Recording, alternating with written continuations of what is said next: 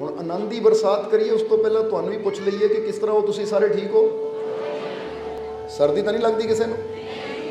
ਕੋਈ ਨਹੀਂ, ਜੇ ਲੱਗਦੀ ਵੀ ਹੈ ਤਾਂ ਦੂਰ ਹੋ ਜਾਣੀ ਹੈ, ਕਿਉਂਕਿ ਤੁਹਾਡੇ ਅੰਦਰ ਇੱਕ એનર્ਜੀ ਹੈ, ਤੁਹਾਡੇ ਅੰਦਰ ਇੱਕ ਸ਼ਕਤੀ ਹੈ।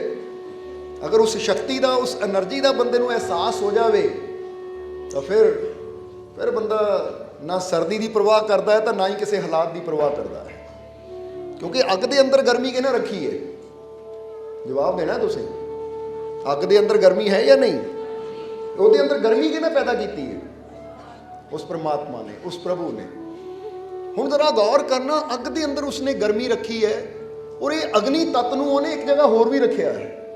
ਪਤਾ ਨਾ ਕਿੱਥੇ ਰੱਖਿਆ ਹੈ? ਕਿੱਥੇ ਰੱਖਿਆ ਹੈ? ਇਨਸਾਨ ਦੇ ਅੰਦਰ। ਤਾਂ ਹੀ ਤਾਂ ਕਿਹਾ ਜਾਂਦਾ ਕਿ ਇਹ ਇਨਸਾਨ, ਇਹ ਬੰਦਾ 5 ਤੱਤਾਂ ਤੋਂ ਬਣਿਆ ਹੈ: ਜਲ, ਵਾਯੂ, ਪ੍ਰਿਥਵੀ, ਅਗਨੀ, ਆਕਾਸ਼। ਇਸ ਲਈ ਜਰਾ ਹੱਥਾਂ ਨੂੰ ਬੰਦਾ ਰਗੜਦਾ ਤਾਂ ਅੰਦਰੋਂ ਸੇਕ ਨਿਕਲਦਾ ਕਿ ਨਹੀਂ? ਇਹਦਾ ਮਤਲਬ ਅਗਨੀ ਤੱਤ ਅੰਦਰ ਹੈ, ਤਾਂ ਹੀ ਗਰਮੀ ਬਾਹਰ ਆ ਰਹੀ ਹੈ। ਹੁਣ 5 ਤੱਤ ਇਨਸਾਨ ਦੇ ਅੰਦਰ ਹੈ। ਇਸੇ ਲਈ ਗੁਰੂ ਰਹਿਬਰ ਸਾਨੂੰ ਕਿਉਂ ਕਹਿੰਦੇ ਹੈ ਕਿ ਸਿਮਰਨ ਕਰੋ, ਸਤਸੰਗ ਨਾਲ ਜੁੜੋ ਜਾਂ ਮੈਡੀਟੇਸ਼ਨ ਕਰੋ? ਉਹਦਾ ਇੱਕ ਕਾਰਨ ਹੁੰਦਾ ਹੈ ਕਿ ਮੈਡੀਟੇਸ਼ਨ ਕਰਨ ਨੂੰ, ਧਿਆਨ ਕਰਨ ਨੂੰ, ਸਿਮਰਨ ਕਰਨ ਨੂੰ ਗੁਰੂ ਰਹਿਬਰ ਇਸ ਲਈ ਸਾਨੂੰ ਕਹਿੰਦੇ ਹੈ। ਪਰ ਇੱਥੇ ਇੱਕ ਹੋਰ ਗੱਲ ਕਲੀਅਰ ਕਰਾਂਗੇ ਕਿ ਜਦੋਂ ਸਿਮਰਨ ਦੀ ਗੱਲ ਆਉਂਦੀ ਹੈ ਨਾ, ਤਾਂ ਬੰਦਾ ਸੋਚਦਾ ਹੈ ਕਿ ਸ਼ਾਇਦ ਕਿਸੇ ਨਾਮ ਦਾ ਜਾਪ ਕਰੀ ਜਾਣਾ ਨਾ, ਮਾਲਾ ਲੈ ਕੇ। ਜਿੱਦਾਂ ਫਰਜ਼ ਕਰੋ ਬੰਦਾ ਕਹੇ ਮਾਲਾ ਲੈ ਲਈ, ਰਾਮ ਰਾਮ ਰਾਮ ਰਾਮ ਜਾਂ ਅੱਲਾ ਅੱਲਾ ਅੱਲਾ ਅੱਲਾ, ਇੱਦਾਂ ਇਹਨੂੰ ਸਿਮਰਨ ਨਹੀਂ। ਇੱਦਾਂ ਸਾਨੂੰ ਆਪਣੇ ਅੰਦਰ ਦਾ ਗਿਆਨ ਨਹੀਂ ਹੋਏਗਾ। ਹਾਂ, ਇਹ ਤਾਂ ਜ਼ਰੂਰ ਹੋਏਗਾ ਕਿ ਸਾਡਾ ਧਿਆਨ ਪਰੇਸ਼ਾਨੀਆਂ ਵੱਲੋਂ, ਟੈਨਸ਼ਨਾਂ ਵੱਲੋਂ ਹਟ ਗਿਆ ਤਾਂ ਅਸੀਂ ਉਧਰ ਜੋੜ ਲਿਆ। ਸੋ ਜਦੋਂ ਗੱਲ ਆਉਂਦੀ ਹੈ ਆਪਣੇ ਆਪ ਨੂੰ ਸਮਝਣ ਦੀ, ਆਪਣੇ ਆਪ ਨੂੰ ਜਾਣਨ ਦੀ, ਤਾਂ ਉਸ ਵੇਲੇ ਉਹ ਯੁਕਤੀ ਚਾਹੀਦੀ ਹੈ, ਉਹ ਵਿਧੀ ਚਾਹੀਦੀ ਹੈ, ਜੋ ਕਿ ਸਾਨੂੰ ਮੁਰਸ਼ਦ ਗੁਰੂ ਰਹਿਬਰ ਦੱਸਦੇ ਕਿ ਕਿਸ ਤਰ੍ਹਾਂ ਸਵਾਸ ਦੇ ਨਾਲ ਅਸੀਂ ਆਪਣੇ ਅੰਦਰ ਉਹ ਸਿਮਰਨ ਕਰਨਾ ਹੈ, ਤਾਂ ਕਿਸ ਤਰ੍ਹਾਂ ਆਪਣੇ ਆਪ ਨੂੰ ਅੰਦਰੋਂ ਸਮਝਣਾ ਹੈ। ਉਹਦੀਆਂ ਕੀ ਵਿਧੀਆਂ ਹੁੰਦੀਆਂ ਹੈ।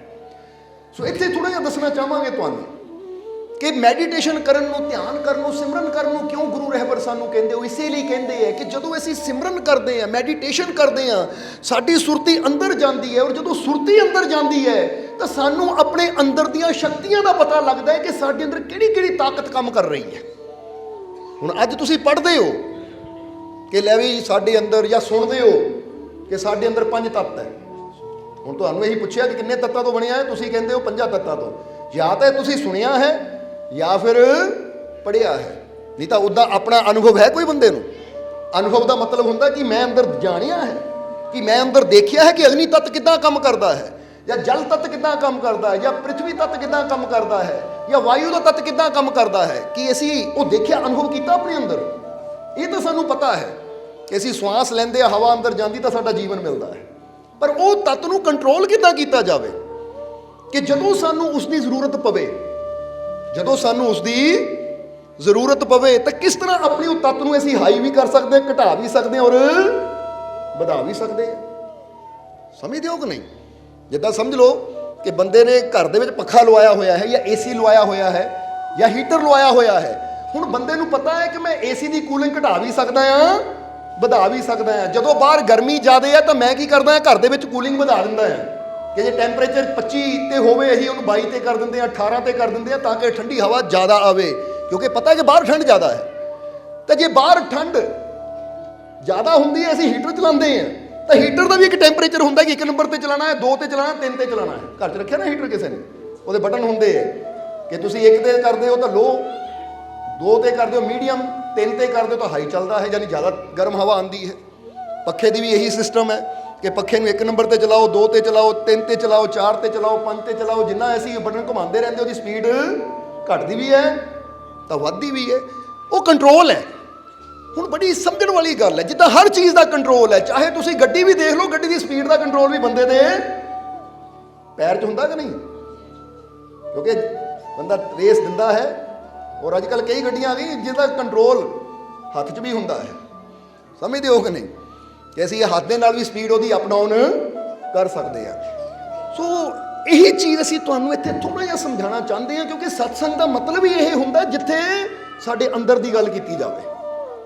ਸਾਡੇ ਅੰਦਰ ਜੋ ਸਮਾਇਆ ਹੋਇਆ ਪਰਮਾਤਮਾ ਪ੍ਰਭੂ ਹੈ, ਜਿਸ ਨੇ ਸਾਨੂੰ ਬਣਾਇਆ ਹੈ, ਜਿੱਥੇ ਉਹਦੇ ਨਾਲ ਜੁੜੀਆਂ ਤਾਕਤਾਂ ਦੀ ਗੱਲ ਕੀਤੀ ਜਾਵੇ, ਉਹਦੇ ਨਾਲ ਜੁੜੀਆਂ ਰਹਿਮਤਾਂ ਦੀ ਗੱਲ ਕੀਤੀ ਜਾਵੇ, ਕਿਉਂਕਿ ਜਦੋਂ ਉਹਦੇ ਨਾਲ ਜੁੜੀਆਂ ਤਾਕਤਾਂ ਨੂੰ ਅਸੀਂ ਸਮਝਾਂਗੇ, ਰਹਿਮਤਾਂ ਨੂੰ ਅਸੀਂ ਸਮਝਾਂਗੇ, ਤਾਂ ਉਹਨੂੰ ਪਾਉਣ ਦੀ ਕੋਸ਼ਿਸ਼ ਫੇਰ ਹੀ ਕਰਾਂਗੇ। ਕਿਉਂਕਿ ਜਦ ਤੱਕ ਕਿਸੇ ਚੀਜ਼ ਦਾ ਗੁਣ ਹੀ ਨਾ ਸਾਨੂੰ ਪਤਾ ਹੋਵੇ, ਖੂਬੀ ਨਾ ਸਾਨੂੰ ਪਤਾ ਹੋਵੇ, ਅਸੀਂ ਉਹਨੂੰ ਪਾਉਣ ਦੀ ਕੋਸ਼ਿਸ਼ ਵੀ ਕਦੀ ਨਹੀਂ ਕਰਦੇ। ਇੱਕ ਗੱਲ ਦਾ ਜਵਾਬ ਦੇਣਾ, ਸੱਚ ਦਊਂਗੇ। ਤੁਸੀਂ ਬੈਠੇ ਹੋ ਟੀਵੀ ਦੇ ਸਾਹਮਣੇ, ਟੀਵੀ ਦੇ ਉੱਤੇ ਇੱਕ ਐਡ ਆਉਂਦੀ ਹੈ, ਆਹ ਕਰੀਮ ਲਾਉਣ ਨਾਲ ਰੰਗ ਗੋਰਾ ਹੁੰਦਾ ਹੈ, ਮਤਲਬ ਸਮਝਦੇ ਹੋ ਕਿ ਨਹੀਂ? ਜਾਂ ਆਹ ਪਾਊਡਰ ਪੀਣ ਨਾਲ ਬੰਦਾ ਪਤਲਾ ਹੁੰਦਾ ਹੈ, ਜਾਂ ਆਹ ਚੀਜ਼ ਖਾਣ ਨਾਲ ਬੰਦਾ ਉਹਦੇ ਵਾਲ ਲੰਬੇ ਹੁੰਦੇ ਹੈ, ਕਾਲੇ ਹੁੰਦੇ ਹੈ। ਹੁਣ ਤੁਹਾਨੂੰ ਜਦੋਂ ਤੇਲ ਦਾ, ਉਹ ਕਰੀਮ ਦਾ, ਉਹ ਦਵਾਈ ਦੇ ਗੁਣਾਂ ਦਾ ਪਤਾ ਲੱਗਦਾ, ਤੁਸੀਂ ਫਿਰ ਕਹਿੰਦੇ ਹੋ ਯਾਰ ਮੈਂ ਵੀ ਖਰੀਦਾਂ, ਕਿਉਂਕਿ ਇਹਦੀ ਲੋੜ ਹੈ ਮੈਨੂੰ। ਜਿਹਦਾ ਰੰਗ ਮਾੜਾ ਮੋਟਾ ਸਾਂਵਲਾ, ਹਾਂ ਮੈਨੂੰ ਫੇਅਰ ਐਂਡ ਲਵਲੀ ਦੀ ਲੋੜ ਹੈ, ਮੈਨੂੰ ਗੋਰਾ ਰੰਗ ਕਰਨ ਵਾਲੀ ਕਰੀਮ ਦੀ ਲੋੜ ਹੈ, ਹਾਲਾਂਕਿ ਉਹ ਜਿੰਨੀਆਂ ਮਰਜ਼ੀ ਕਰੀਮਾਂ ਲਾਈ ਜਾਓ। ਬੋਲੋ ਸਮਝਦੇ ਹੋ ਕਿ ਨਹੀਂ? ਉਹ ਸਿਰਫ ਐਡ ਹੈ। ਜਾਂ ਬੰਦਾ ਕਹਿੰਦਾ ਕਿ ਮੈਂ ਬੜਾ ਪਤਲਾ ਆ, ਉਹਦੇ 'ਚ ਆਉਂਦਾ ਹੈ ਕਿ ਆਹ ਪ੍ਰੋਟੀਨ ਪਾਊਡਰ ਪੀਓ ਤਾਂ ਤੁਸੀਂ ਮਹੀਨੇ 'ਚ ਤਕੜੇ ਹੋ ਜਾਓਗੇ। ਬੰਦਾ ਕਹਿੰਦਾ ਹਾਂ ਇਹਦੀ ਲੋੜ ਹੈ ਮੈਨੂੰ, ਕਿਉਂਕਿ ਜਦੋਂ ਸਾਨੂੰ ਪਤਾ ਹੁੰਦਾ ਕਿ ਮੇਰੇ ਅੰਦਰ ਆਹ ਕਮੀ ਹੈ, ਮੈਨੂੰ ਇਹਦੀ ਲੋੜ ਹੈ, ਜਦੋਂ ਸਾਨੂੰ ਪਤਾ ਲੱਗਦਾ ਕਿ ਆਹ ਚੀਜ਼ ਮੇਰੀ ਕਮੀ ਨੂੰ ਪੂਰਾ ਕਰ ਸਕਦੀ ਹੈ, ਤਾਂ ਬੰਦਾ ਫਿਰ ਉਹਨੂੰ ਪਾਉਣ ਦੀ ਕੋਸ਼ਿਸ਼ ਵੀ ਕਰਦਾ ਕਿ ਨਹੀਂ? ਤਾਂ ਜੇ ਬੰਦੇ ਨੂੰ ਪਤਾ ਹੀ ਨਾ ਹੋਵੇ, ਜੇ ਬੰਦੇ ਨੂੰ ਪਤਾ ਹੀ ਨਾ ਹੋਵੇ, ਤਾਂ ਬੰਦਾ ਕਦੀ ਕੋਸ਼ਿਸ਼ ਵੀ ਨਹੀਂ ਕਰੇਗਾ। ਕਿਉਂਕਿ ਉਹ ਦਵਾਈ, ਉਹ ਮੈਡੀਸਨ ਜਾਂ ਉਹ ਚੀਜ਼ ਤੁਸੀਂ ਜਾ ਕੇ ਖਰੀਦ ਹੀ ਨਹੀਂ ਸਕਦੇ ਜਿਹਦੇ ਬਾਰੇ ਤੁਹਾਨੂੰ ਨੌਲੇਜ ਹੈ ਹੀ ਨਹੀਂ, ਜਿਹਦਾ ਨਾਮ ਹੀ ਨਹੀਂ ਕਦੀ ਸੁਣਿਆ, ਤੁਸੀਂ ਕਦੀ ਮੰਗੋਗੇ ਵੀ ਨਹੀਂ। ਜਿਹੜੀ ਚੀਜ਼ ਦਾ ਪਤਾ ਹੈ ਤੁਹਾਨੂੰ ਕਿ ਇਹ ਚੀਜ਼ ਅੰਦਰ ਆਹ ਗੁਣ ਹੈ, ਤੁਸੀਂ ਉਹਦੀ ਡਿਮਾਂਡ ਕਰਦੇ ਹੋ ਜਾ ਕੇ, ਉਹਦੀ ਡਿਮਾਂਡ ਵੀ ਵੱਧਦੀ ਚਲੀ ਜਾਂਦੀ ਹੈ ਕਿ ਭਾਈ ਆਹ ਚੀਜ਼ ਦਾ ਅਸਰ ਹੁੰਦਾ ਹੈ, ਇਹਦੇ ਗੁਣਾਂ ਦਾ ਮੈਨੂੰ ਪਤਾ ਹੈ, ਇਸ ਲਈ ਉਹਦੀ ਡਿਮਾਂਡ ਵੀ ਹੁੰਦੀ ਹੈ। ਬਸ ਇਸੇ ਤਰ੍ਹਾਂ ਸਤਸੰਗ ਦਾ ਮਤਲਬ ਵੀ ਇਹੀ ਹੈ ਕਿ ਜਿੱਥੇ ਤੁਹਾਨੂੰ ਪ੍ਰਮਾਤਮਾ ਬਾਰੇ ਦੱਸਿਆ ਜਾਵੇ, ਤੁਹਾਡੇ ਅੰਦਰਲੀਆਂ ਸ਼ਕਤੀਆਂ ਬਾਰੇ ਦੱਸਿਆ ਜਾਵੇ, ਤੁਹਾਡੇ ਅੰਦਰ ਸਮਾਇਆ ਜੋ ਪ੍ਰਭੂ ਦਾ ਭੰਡਾਰ ਹੈ ਨਾ, ਉਹ ਖਜ਼ਾਨਾ ਹੈ, ਉਹਦੇ ਬਾਰੇ ਜਾਣਕਾਰੀ ਦਿੱਤੀ ਜਾਵੇ, ਤਾਂ ਕਿ ਜਦੋਂ ਉਹਦੀ ਸਮਝ ਤੁਹਾਨੂੰ ਆਏਗੀ ਤਾਂ ਤੁਹਾਡੇ ਅੰਦਰ ਵੀ ਇੱਕ ਚੀਜ਼ ਉੱਠੇਗੀ ਕਿ ਹੁਣ ਮੈਂ ਇਹਨੂੰ ਹਾਸਲ ਕਿੱਦਾਂ ਕਰਾਂ। ਬੋਲੋ ਸਮਝਦੇ ਹੋ ਕਿ ਨਹੀਂ? ਇਸ ਲਈ ਇੱਕ ਗੱਲ ਹਮੇਸ਼ਾ ਯਾਦ ਰੱਖੋ ਕਿ ਜ਼ਿੰਦਗੀ 'ਚ ਕੁਝ ਵੀ ਪਾਣਾ ਹੈ ਨਾ, ਜ਼ਿੰਦਗੀ 'ਚ ਕੁਝ ਵੀ ਪਾਣਾ ਹੈ, ਤਾਂ ਸਾਡੇ ਅੰਦਰ 3 ਕੁਐਸਚਨ ਹੋਣੇ ਚਾਹੀਦੇ ਹੈ। ਬੋਲੋ ਸਮਝਦੇ ਹੋ ਕਿ ਨਹੀਂ? ਕਿਹੜੇ ਕੁਐਸਚਨ ਹੋਣੇ ਚਾਹੀਦੇ? 3। ਜਰਾ ਗੌਰ ਕਰਨਾ, ਉਹਨੂੰ ਇਹ ਤੁਸੀਂ ਚੈੱਕ ਕਰਨਾ ਕਿ ਤੁਹਾਡੇ ਅੰਦਰ ਇਹ ਕੁਐਸਚਨ ਹੈ ਜਾਂ ਨਹੀਂ। ਕਿ ਇਹ ਕੁਐਸਚਨ ਕੀ ਹੈ? ਕਿ ਸਭ ਤੋਂ ਪਹਿਲੀ ਚੀਜ਼ ਕਿ ਮੈਨੂੰ ਜੀਵਨ 'ਚ ਚਾਹੀਦਾ ਕੀ ਹੈ। ਬੋਲੋ ਸਮਝਦੇ ਹੋ ਕਿ ਨਹੀਂ?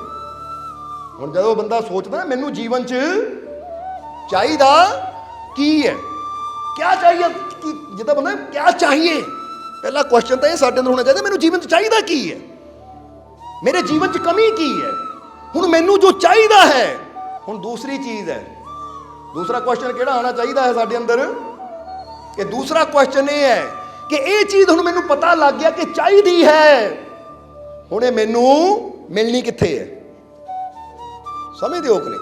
ਮੈਨੂੰ ਮਿਲਣੀ ਕਿੱਥੇ ਹੈ, ਕਿਹੜੀ ਜਗ੍ਹਾ ਹੈ ਜਿੱਥੇ ਜਾ ਕੇ ਮੈਨੂੰ ਇਹ ਚੀਜ਼ ਮਿਲ ਸਕਦੀ ਹੈ। ਹੁਣ ਜਦੋਂ ਪਤਾ ਲੱਗ ਗਿਆ ਕਿ ਮੈਨੂੰ ਆਹ ਚੀਜ਼ ਇੱਥੋਂ ਮਿਲ ਸਕਦੀ ਹੈ, ਹੁਣ ਤੀਸਰਾ ਕੁਐਸਚਨ ਆਪਣੇ ਆਪ ਨੂੰ ਪੁੱਛੋ ਕਿ ਇਹ ਚੀਜ਼ ਨੂੰ ਹਾਸਲ ਕਰਨ ਵਾਸਤੇ ਮੈਂ ਕੀ ਕੀਮਤ ਦੇ ਸਕਦਾ। ਕੀਮਤ ਦਾ ਮਤਲਬ ਸਿਰਫ ਪੈਸਾ ਨਹੀਂ ਹੁੰਦਾ, ਕਿਉਂਕਿ ਜੋ ਚੀਜ਼ ਸਾਨੂੰ ਚਾਹੀਦੀ ਹੈ, ਹੁਣ ਫਰਜ਼ ਕਰੋ ਅਸੀਂ ਕਈ ਵਾਰ ਉਦਾਹਰਨਾਂ ਦੇ ਦੀਆਂ ਕਿ ਇੱਕ ਬੰਦਾ ਬਿਮਾਰ ਹੈ, ਹੁਣ ਉਹਨੂੰ ਪਤਾ ਮੈਂ ਬਿਮਾਰ ਹਾਂ, ਮੈਨੂੰ ਤੰਦਰੁਸਤੀ ਚਾਹੀਦੀ ਹੈ, ਇਹ ਤੰਦਰੁਸਤੀ ਮਿਲਣੀ ਕਿੱਥੋਂ ਹੈ? ਮਿਲਣੀ ਕਿੱਥੋਂ? ਬੰਦੇ ਨੂੰ ਪਤਾ ਕਿ ਫਲਾਨੀ ਜਗ੍ਹਾ ਤੋਂ ਮਿਲਣੀ ਹੈ। ਹੁਣ ਬੰਦਾ ਉੱਥੇ ਪਹੁੰਚ ਜਾਂਦਾ ਹੈ, ਤਾਂ ਹੁਣ ਮੈਂ ਉਹ ਹਾਸਲ ਕਰਨਾ, ਕੋਈ ਕੀਮਤ ਕੀ ਦੇਣ ਨੂੰ ਤਿਆਰ। ਜਿੱਦਾਂ ਹੁਣ ਇਹਨੂੰ ਉਦਾਹਰਨ ਲੈ ਕੇ ਸਮਝ ਲੈ, ਇੱਕ ਬੰਦਾ ਮੋਟਾ ਹੈ, ਇੱਕ ਬੰਦਾ ਹੈਵੀ ਵੇਟ ਹੈ ਉਹਦਾ। ਹੁਣ ਉਹ ਕਹਿੰਦਾ ਮੈਨੂੰ ਬਈ ਮੈਂ ਚਾਹੁੰਦਾ ਹਾਂ ਕਿ ਮੇਰਾ ਜਿਹੜਾ ਵੇਟ ਹੈ ਉਹ ਘਟ ਜਾਵੇ। ਹੁਣ ਇਹ ਘਟਣਾ ਕਿੱਦਾਂ ਹੈ, ਕੈਸੇ, ਕੀ ਮੈਨੂੰ ਕਰਨਾ ਪਏਗਾ? ਫਿਰ ਉਹਦੇ ਸਾਹਮਣੇ ਉਹ ਜਗ੍ਹਾ ਆਉਂਦੀ ਹੈ ਕਿ ਅਗਰ ਤੂੰ ਐਕਸਰਸਾਈਜ਼ ਕਰਦਾ ਹੈ, ਰਨਿੰਗ ਕਰਦਾ ਜਾਂ ਆਹ ਕਰਮ ਕਰਦਾ ਤਾਂ ਤੇਰਾ ਵੇਟ ਘਟ ਸਕਦਾ ਹੈ। ਤਾਂ ਹੁਣ ਤੀਸਰਾ ਸਵਾਲ ਹੈ ਕੀ ਮੈਂ ਹੁਣ ਇਹਦੀ ਕੀਮਤ ਦੇਣ ਨੂੰ ਤਿਆਰ ਹਾਂ? ਯਾਨੀ ਸਵੇਰੇ ਉੱਠਣਾ ਪੈਣਾ, ਕੀ ਮੈਂ ਉੱਠਣ ਨੂੰ ਤਿਆਰ ਹਾਂ?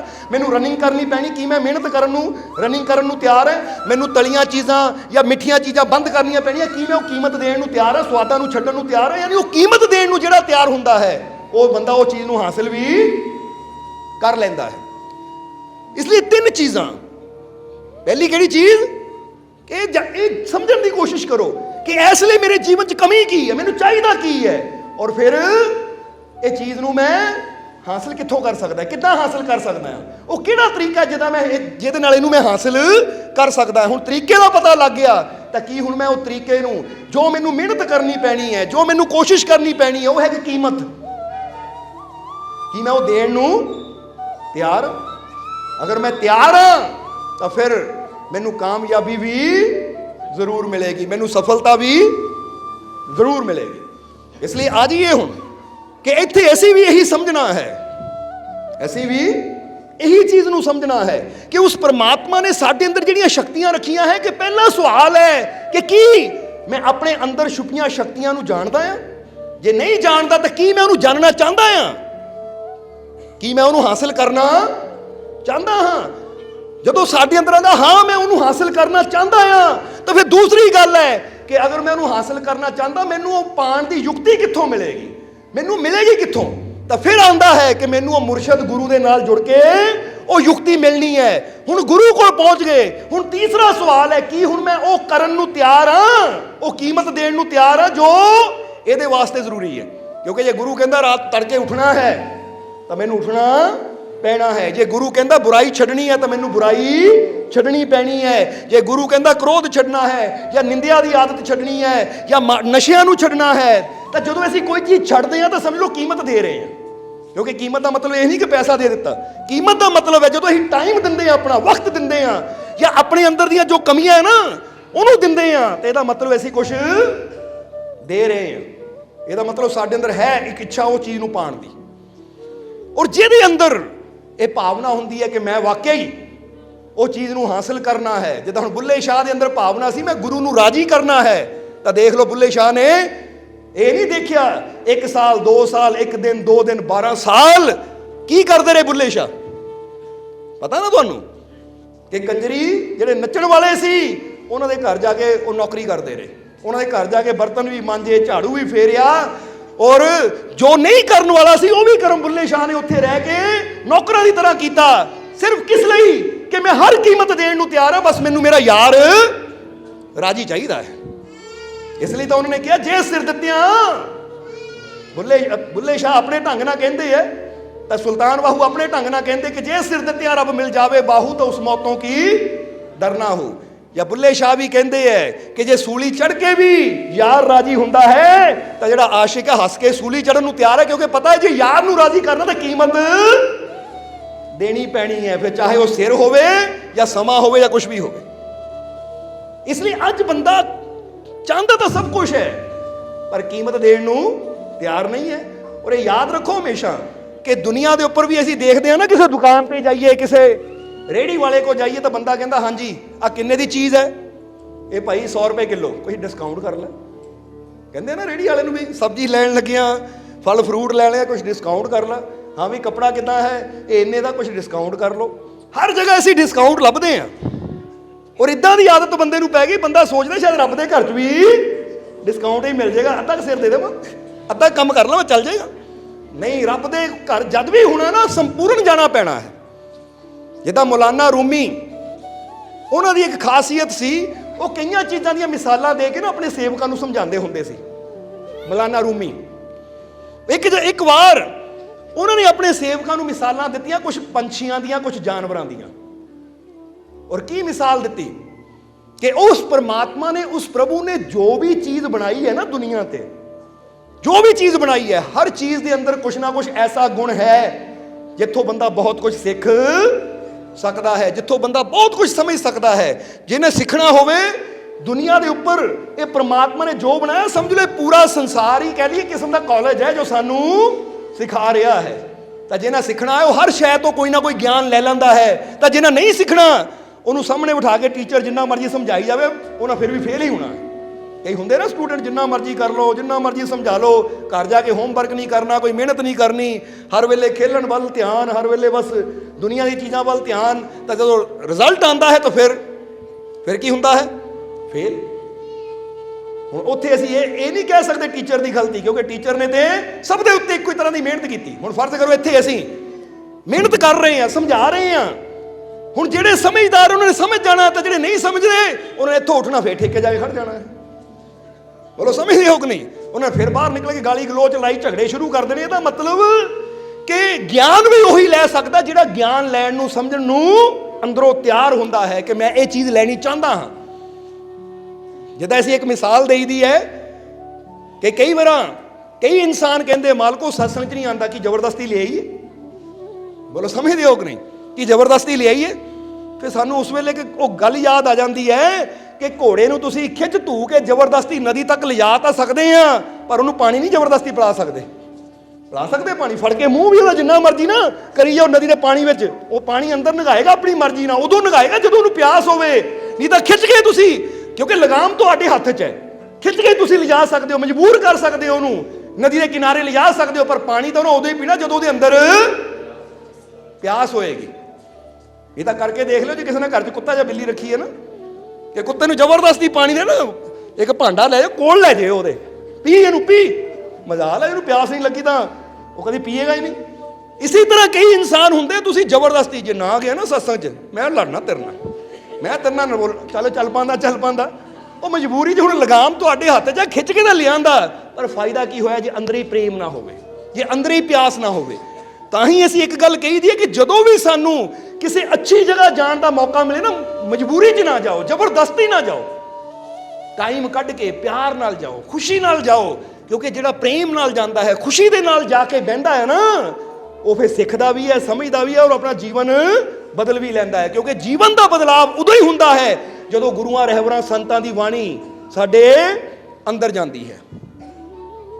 ਇਸੇ ਲਈ ਤੱਕ ਇੱਕ ਸ਼ੇਰ ਦੇ ਅੰਦਰ, ਇੱਕ ਸ਼ਬਦ ਦੇ ਅੰਦਰ ਬੜਾ ਪਿਆਰਾ ਲਿਖਿਆ ਹੈ ਕਿ ਖੁਸ਼ ਨਸੀਬ ਕੌਣ ਹੈ ਔਰ ਗਰੀਬ ਕੌਣ ਹੈ।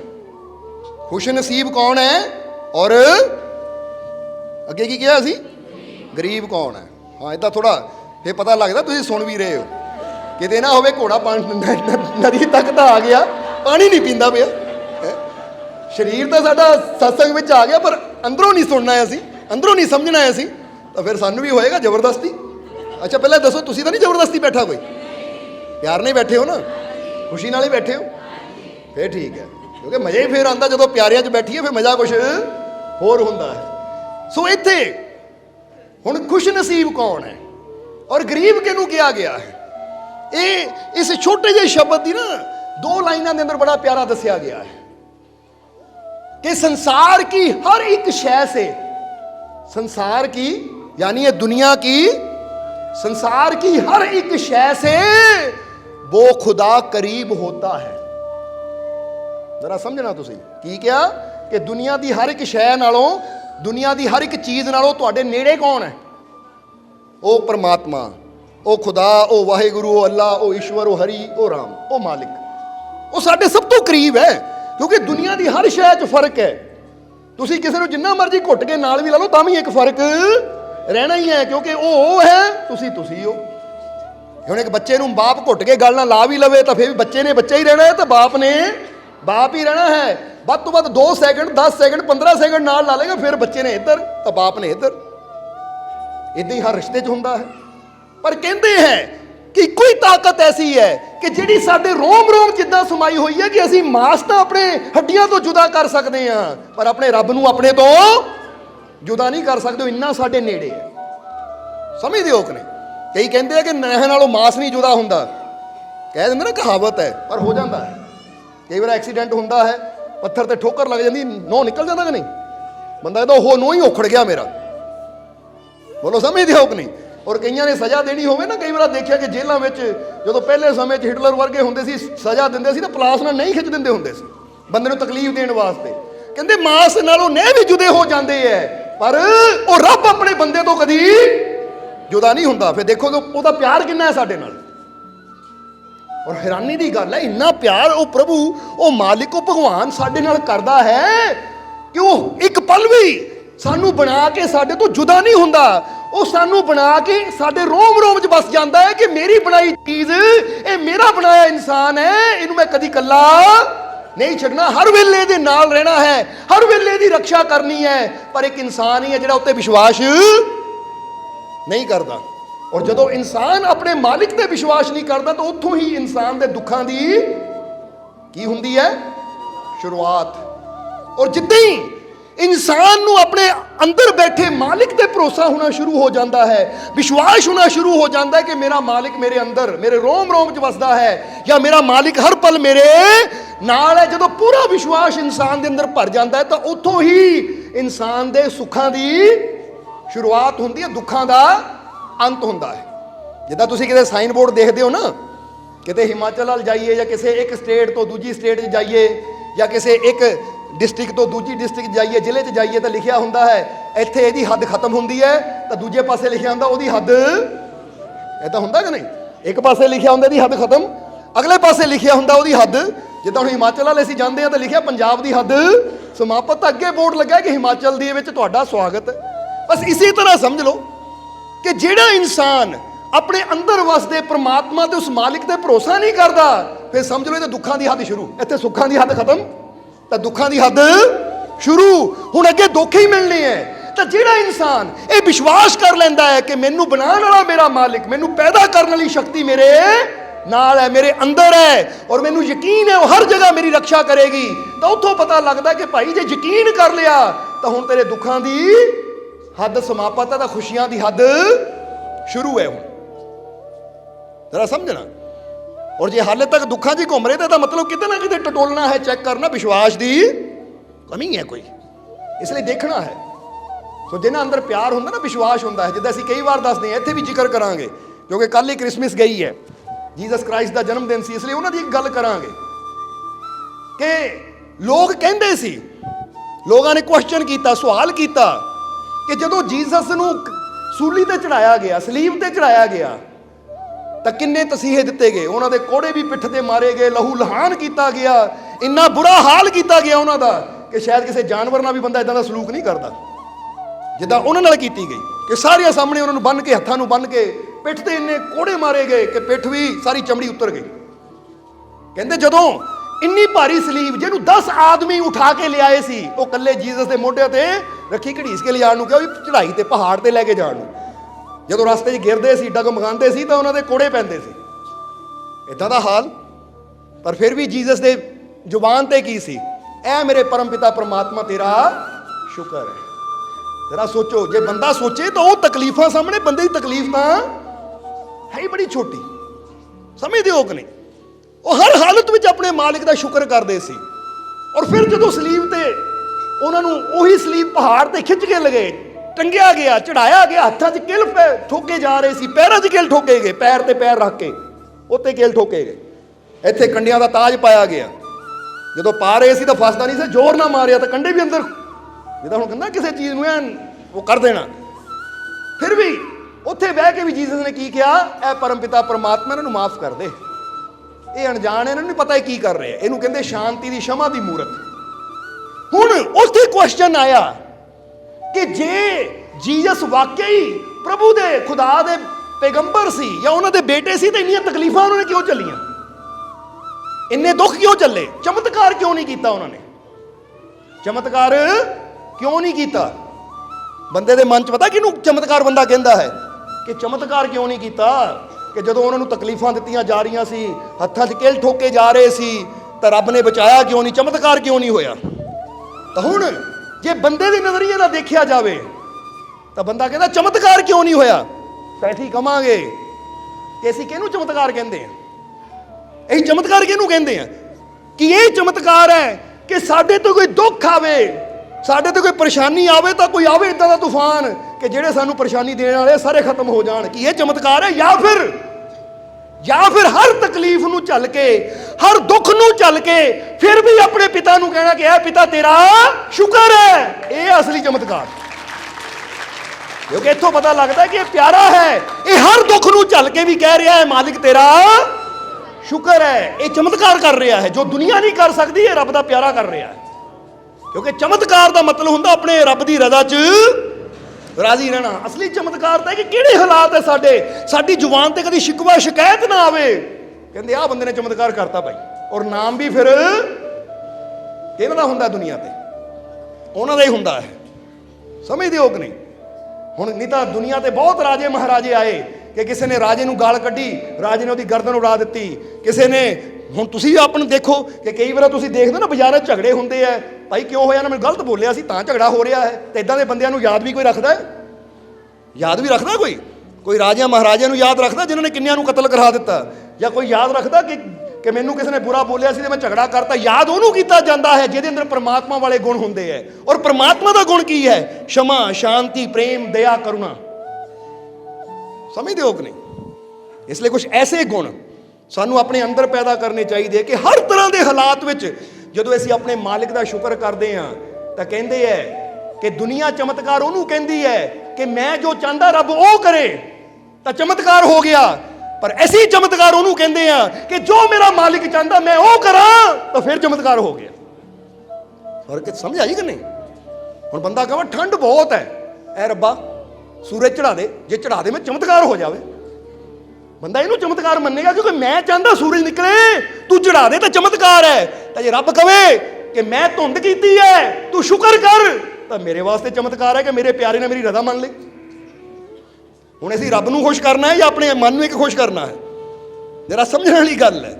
ਇਸ ਲਈ ਥੋੜਾ ਗਹਿਰਾਈ 'ਚ ਜਾ ਕੇ ਦੇਖੀਏ ਤਾਂ ਜਦੋਂ ਪ੍ਰਮਾਤਮਾ ਦੀ ਤਰਫੋਂ ਕੁਝ ਹੁੰਦਾ ਹੈ ਨਾ ਉਹ ਸਾਰੇ ਸੰਸਾਰ ਵਾਸਤੇ ਹੁੰਦਾ ਹੈ। ਤਾਂ ਜਦੋਂ ਅਸੀਂ ਕੁਝ ਮੰਗਾਂਗੇ ਤਾਂ ਅਸੀਂ ਸੰਸਾਰ ਕਰਕੇ ਨਹੀਂ, ਸਾਨੂੰ ਦੁਨੀਆ ਦੀ ਫਿਕਰ ਨਹੀਂ ਹੋਏਗੀ, ਆਂਡੀਆਂ ਗੁਆਂਢੀਆਂ ਦੀ ਫਿਕਰ ਨਹੀਂ ਹੋਏਗੀ, ਸਾਨੂੰ ਆਪਣੀ ਹੋਈ ਮੈਨੂੰ ਆ ਚੰਗਾ ਲੱਗਦਾ ਬਸ ਆਹੀ ਕਰਦੇ। ਪਰ ਰੱਬ ਨੇ ਇਹ ਨਹੀਂ ਦੇਖਣਾ ਕਿ ਤੈਨੂੰ ਕੀ ਚੰਗਾ ਲੱਗਦਾ, ਰੱਬ ਨੇ ਦੇਖਣਾ ਸੰਸਾਰ ਵਾਸਤੇ ਚੰਗਾ ਕੀ ਹੈ, ਕਿਉਂਕਿ ਉਹਦੇ ਸਾਰੇ ਹੀ ਪਿਆਰੇ। ਜਿੱਦਾਂ ਹੁਣ ਇੱਕ ਬਾਪ ਦੇ 4 ਬੱਚੇ ਹੋਣ ਤਾਂ ਇੱਕ ਬੱਚਾ ਕਹੇ ਪਿਤਾ ਜੀ ਸਾਰੀ ਪ੍ਰਾਪਰਟੀ ਮੇਰੇ ਨਾਂ ਤੇ ਕਰ ਦਿਓ, ਤਾਂ ਬਾਪ ਕਰ ਦੇਗਾ? ਬਾਪ ਨੇ ਕਹਣਾ ਠੀਕ ਆ ਭਾਈ ਤੂੰ ਇੱਕੋ ਹੀ ਇੱਕ ਆਪਣੇ ਵਾਸਤੇ, ਪਰ ਮੇਰੇ ਵਾਸਤੇ ਤਾਂ ਬਾਕੀ ਵੀ ਬੱਚੇ ਤੇਰੇ ਵਰਗੇ ਹੀ ਹੈ, ਜੇ ਦਊਂਗਾ ਤਾਂ ਸਾਰਿਆਂ ਨੂੰ ਇੱਕ ਬਰਾਬਰ ਦਊਂਗਾ, ਨਹੀਂ ਤਾਂ ਕਿਸੇ ਨੂੰ ਨਹੀਂ ਦੇਣੀ। ਹੁਣ ਇੱਥੇ ਬੰਦਾ ਵੀ ਜਦੋਂ ਰੱਬ ਅੱਗੇ ਪ੍ਰਾਰਥਨਾ ਕਰਦਾ ਰੱਬਾ ਜੋ ਮੈਂ ਚਾਹੁੰਦਾ ਉਹ ਕਰ, ਤਾਂ ਰੱਬ ਕਹਿੰਦਾ ਲੱਖਾਂ ਕਰੋੜਾਂ ਜਿਹੜੇ ਹੈ ਨਾ ਉਹ ਵੀ ਮੇਰੇ ਹੀ ਹੈ, ਉਹਨਾਂ ਦੀ ਵੀ ਮੈਂ ਹੀ ਫਿਕਰ ਕਰਨੀ ਹੈ। ਜੇ ਤੇਰੇ ਕਹਿਣ ਤੇ ਮੈਂ ਕਰੀ ਗਿਆ ਤਾਂ ਉਹਨਾਂ ਦੀ ਫਿਕਰ ਕਿਹਨਾਂ ਕਰਨੀ ਹੈ? ਜਰਾ ਸੋਚ ਕੇ ਦੇਖੋ। ਇਸ ਲਈ ਤਾਂ ਹੀ ਕਿਹਾ ਜਾਂਦਾ ਹੈ ਕਿ ਤੇਰੀ ਚਾਹੀ ਮੈਂ ਪ੍ਰਭੂ ਹੈ ਮੇਰਾ ਕਲਿਆਣ, ਮੇਰੀ ਚਾਹੀ ਮਤ ਕਰੋ ਮੈਂ ਮੂਰਖ ਨਾਦਾਨ। ਮੈਂ ਤਾਂ ਨਾਦਾਨ, ਮੈਂ ਜਿਹਨੂੰ ਮੁਸੀਬਤ ਸਮਝਦਾ, ਜਿਹਨੂੰ ਪਰੇਸ਼ਾਨੀ ਸਮਝਦਾ, ਕੀ ਪਤਾ ਉਹਦੇ 'ਚ ਮੇਰੇ ਵਾਸਤੇ ਕੀ ਛੁਪਿਆ ਹੋਇਆ ਹੈ। ਸਮਝਦੇ ਹੋ ਕਿ ਨਹੀਂ? ਕਿਉਂਕਿ ਹੀਰੇ ਜਦ ਵੀ ਮਿਲਦੇ ਤਾਂ ਕੋਇਲਿਆਂ ਦੇ ਖਾਨ 'ਚੋਂ ਹੀ ਮਿਲਦੇ ਹੈ। ਇਹ ਗੱਲ ਯਾਦ ਰੱਖਣਾ ਹਮੇਸ਼ਾ ਕਿ ਹਰ ਚੀਜ਼ ਜਿਹੜੀ ਚੀਜ਼ ਜਿੰਨੀ ਜ਼ਿਆਦਾ ਕੀਮਤੀ ਹੁੰਦੀ ਹੈ ਨਾ ਉਹਨੂੰ ਪ੍ਰਮਾਤਮਾ ਨੇ ਉਨੀ ਜ਼ਿਆਦਾ ਸੇਫਟੀ ਨਾਲ ਰੱਖਿਆ ਹੁੰਦਾ ਹੈ ਕਿ ਇਹਨੂੰ ਉਹੀ ਪਾ ਸਕਦਾ ਜਿਹੜਾ ਮਿਹਨਤ ਕਰਕੇ ਉੱਥੇ ਤੱਕ ਪਹੁੰਚਣ ਨੂੰ ਤਿਆਰ ਹੋਵੇ। ਬੋਲੋ ਸਮਝਦੇ ਹੋ ਕਿ ਨਹੀਂ? ਇਸ ਲਈ ਉਹ ਮਿਹਨਤ ਕਰਨ ਨੂੰ ਸਾਨੂੰ ਤਿਆਰ ਰਹਿਣਾ ਪੈਂਦਾ ਹੈ। ਸੋ ਅਸੀਂ ਦੱਸ ਰਹੇ ਸੀ ਕਿ ਉਹ ਪ੍ਰਮਾਤਮਾ ਉਹ ਪ੍ਰਭੂ ਸਾਡੇ ਸਭ ਤੋਂ ਕੀ ਹੈ? ਨੇੜੇ, ਨਜ਼ਦੀਕ। ਦੁਨੀਆ ਦੀ ਹਰ ਸ਼ੈ ਸਾਡੇ ਤੋਂ ਦੂਰ ਹੈ, ਪਰ ਉਹ ਸਾਡਾ ਮਾਲਿਕ, ਸਾਡਾ ਪ੍ਰਮਾਤਮਾ ਜਿਸ ਨੇ ਸਾਨੂੰ ਬਣਾਇਆ ਉਹ ਸਾਡੇ ਸਭ ਤੋਂ नेड़े है। इसलिए दुनिया की हर एक शय से वो रब करीब होता है। जो नहीं करता भरोसा उस खुदा पर वो सबसे गरीब होता है।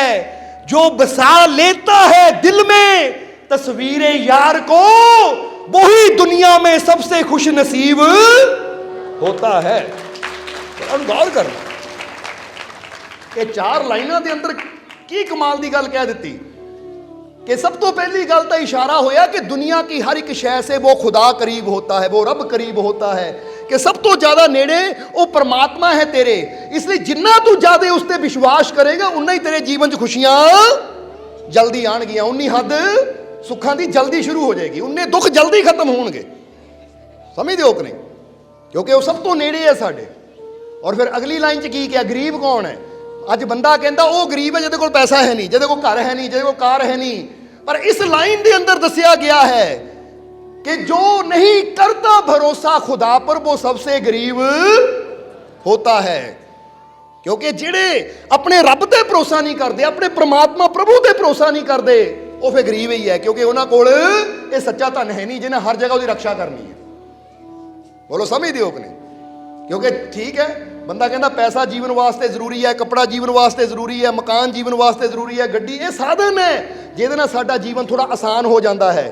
पर एक गल हमेशा याद रखो कि जदों गल आंदी है ना शांति सुकून खुशी दी या जीवन च आनंद दी या जीवन च कामयाबी दी, ये गल तुहानूं फिर कहांगे। हुण तुसीं बीमार हो तुसीं ਤੁਹਾਡੇ ਕੋਲ ਲੱਖਾਂ ਰੁਪਇਆ ਹੈ, ਤੁਸੀਂ ਡਾਕਟਰ ਨੂੰ ਕਹਿੰਦੇ ਡਾਕਟਰ ਸਾਹਿਬ ਲੱਖਾਂ ਰੁਪਇਆ ਦੇ ਦੇਵਾਂਗੇ, ਬਚਾ ਲਓ, ਤਾਂ ਡਾਕਟਰ ਕਹਿੰਦਾ ਭਾਈ ਅਸੀਂ ਕੋਸ਼ਿਸ਼ ਕਰ ਸਕਦੇ ਹਾਂ, ਬਚਾ ਨਹੀਂ ਸਕਦੇ।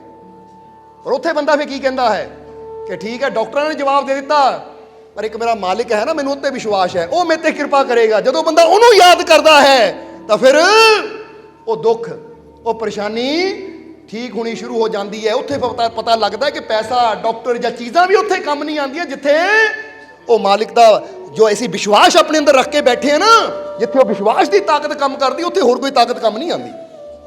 ਉਹ ਜੇ ਜੀਵਨ 'ਚ ਕਾਮਯਾਬ ਵੀ ਹੋਣਾ ਹੈ ਤਾਂ ਉੱਥੇ ਵੀ ਸਾਡੇ ਅੰਦਰ ਵਿਸ਼ਵਾਸ ਦਾ ਹੋਣਾ ਬਹੁਤ ਜ਼ਰੂਰੀ ਹੈ। ਕਿਉਂਕਿ ਜੀਸਸ ਇੱਕ ਗੱਲ ਬੜੀ ਪਿਆਰੀ ਕਹਿੰਦੇ ਹੁੰਦੇ ਸੀ कि विश्वास पूर्ण प्रार्थना बीमार को ठीक करती है और ईश्वर उसकी देखभाल करता है। कहते जो विश्वास नाल अपने ईश्वर नूं, अपने प्रभु नूं प्रार्थना करता है, उन्होंने याद करता, तो जीसस क्राइस्ट दसदे आ, बड़ी प्यारी लाइन है तो छोटी जी, पर ये समझ बहुत बड़ी है कि विश्वास पूर्ण प्रार्थना बीमार को ठीक करती है और ईश्वर उसकी देखभाल करता है। देखभाल का मतलब समझ दो ना कि जो बच्चा होंगे छोटा ही कहते बच्चे की देखभाल करो, देखना भी है तो संभालना भी है कि कोई कमी ना आवे, भाई देखभाल करिए अच्छी तरह। तो इतने जीसस दसते हैं कि जे विश्वास पूर्ण प्रार्थना इंसान अपने परमात्मा के अगे करता है, यकीन पूरा है, तो फिर बीमार नूं ठीक भी वो करता है, तो उसकी देखभाल जिदा बंदा कह दिंदा ना नर्स रख लेनी है या फलाना रख लेना, कोई प्राइवेट जिहड़ा साडे बजुर्ग दी या साडे घर दे विच बीमार दी केयर करेगा, केयर टेकर रख लेंदे हैं। तो इत्थे दस्सिया गया कि तेरी केयर, तेरा ख्याल वो परमात्मा रखेगा अगर तेरे अंदर की है। हुण चेक करो तुहाडे अंदर है कि नहीं है विश्वास, किन्ना का है। जे वाकई बहुत है तो फिर डरना नहीं, क्योंकि इत्थों ही तो पता लगता है। एक बंदा कहता विश्वास तो बहुत है, फिर भी डर लगता है, तो इसका मतलब बहुत नहीं है, फिर थोड़ा जिहा ही है। पर वो समझते हो कि नहीं, क्योंकि जिहदे अंदर विश्वास पूर्ण होवे, जिहदे अंदर यकीन पूरा होवे, प्यार पूरा होवे, फिर वो डरदा नहीं है, चिंता नहीं करता फिर। क्योंकि जो विश्वास बड़ा होवे तो दुनिया की हर चिंता, हर दुख छोटा लगना शुरू हो जाता है। समझते हो कि नहीं, क्योंकि गल याद रखो कि जिन्हां दी हिम्मत बड़ी हुंदी ना, हौसले बड़े हुंदे है, उन्हां नूं बड़ी तो बड़ी चढ़ाई भी छोटी लगती है। तो जिन्हां दी हिम्मत छोटी होवे ना, उन्हां वास्ते छोटी जी चढ़ाई भी बड़ी औखी लगती, काम बड़ा औखा है। बोलो समझते हो कि नहीं। इसलिए जिसके अंदर, जिसके अंदर भरोसा नहीं है, यकीन नहीं है, फिर कहते हो सबसे गरीब, जो नहीं करता भरोसा खुदा पर वो सबसे गरीब होता है। हुण जरा गौर करना, गरीब नहीं बनना तुसी। बोलो समझते हो कि नहीं, क्योंकि ये तो हो सकता है कि बंदा कहे मेरी जेब च 10,000 है तो उसकी जेब च 10 लाख है। बोलो समझते हो कि नहीं। हुण ये मामले च बंदा कह सकता है, पर भरोसे के मामले च अपने आप को सब तो अमीर बनाओ कि वो को 10 करोड़ हो सकता, पर मेरा भरोसा वो तो बड़ा है, क्योंकि मैनू अपने रब से ज़्यादा भरोसा है, मैनू अपने मालिक से ज़्यादा विश्वास है। और जो विश्वास आता है तो फिर इंसान के जीवन में सुकून आता है, शांति आती है, खुशी आती है। समझते हो कि नहीं। फिर इंसान चैन की नींद सौंदा है। नहीं तो बहुत बार होंगे जिदा जिदा बंदे को पैसा बढ़ता उसकी नींद उड़ती चली जाती है। अज कहा जाता है कि अमेरिका च पैसा तो बहुत है, पर रात को लोग नींद दी गोलियां खा के सौंदे है, चैन की नींद नहीं आती उन्होंने, हर वेले टेंशन, हर वेले चिंता, डिप्रैशन च लोग पे हुए हैं। हुण असली खुशी की है, असली धन की है, असली धन तो जीवन की शांति है, सुकून है, जिहड़ा भरोसा करन दे नाल ही इंसान अंदर वधदा है। बोलो समझदे हो कि नहीं।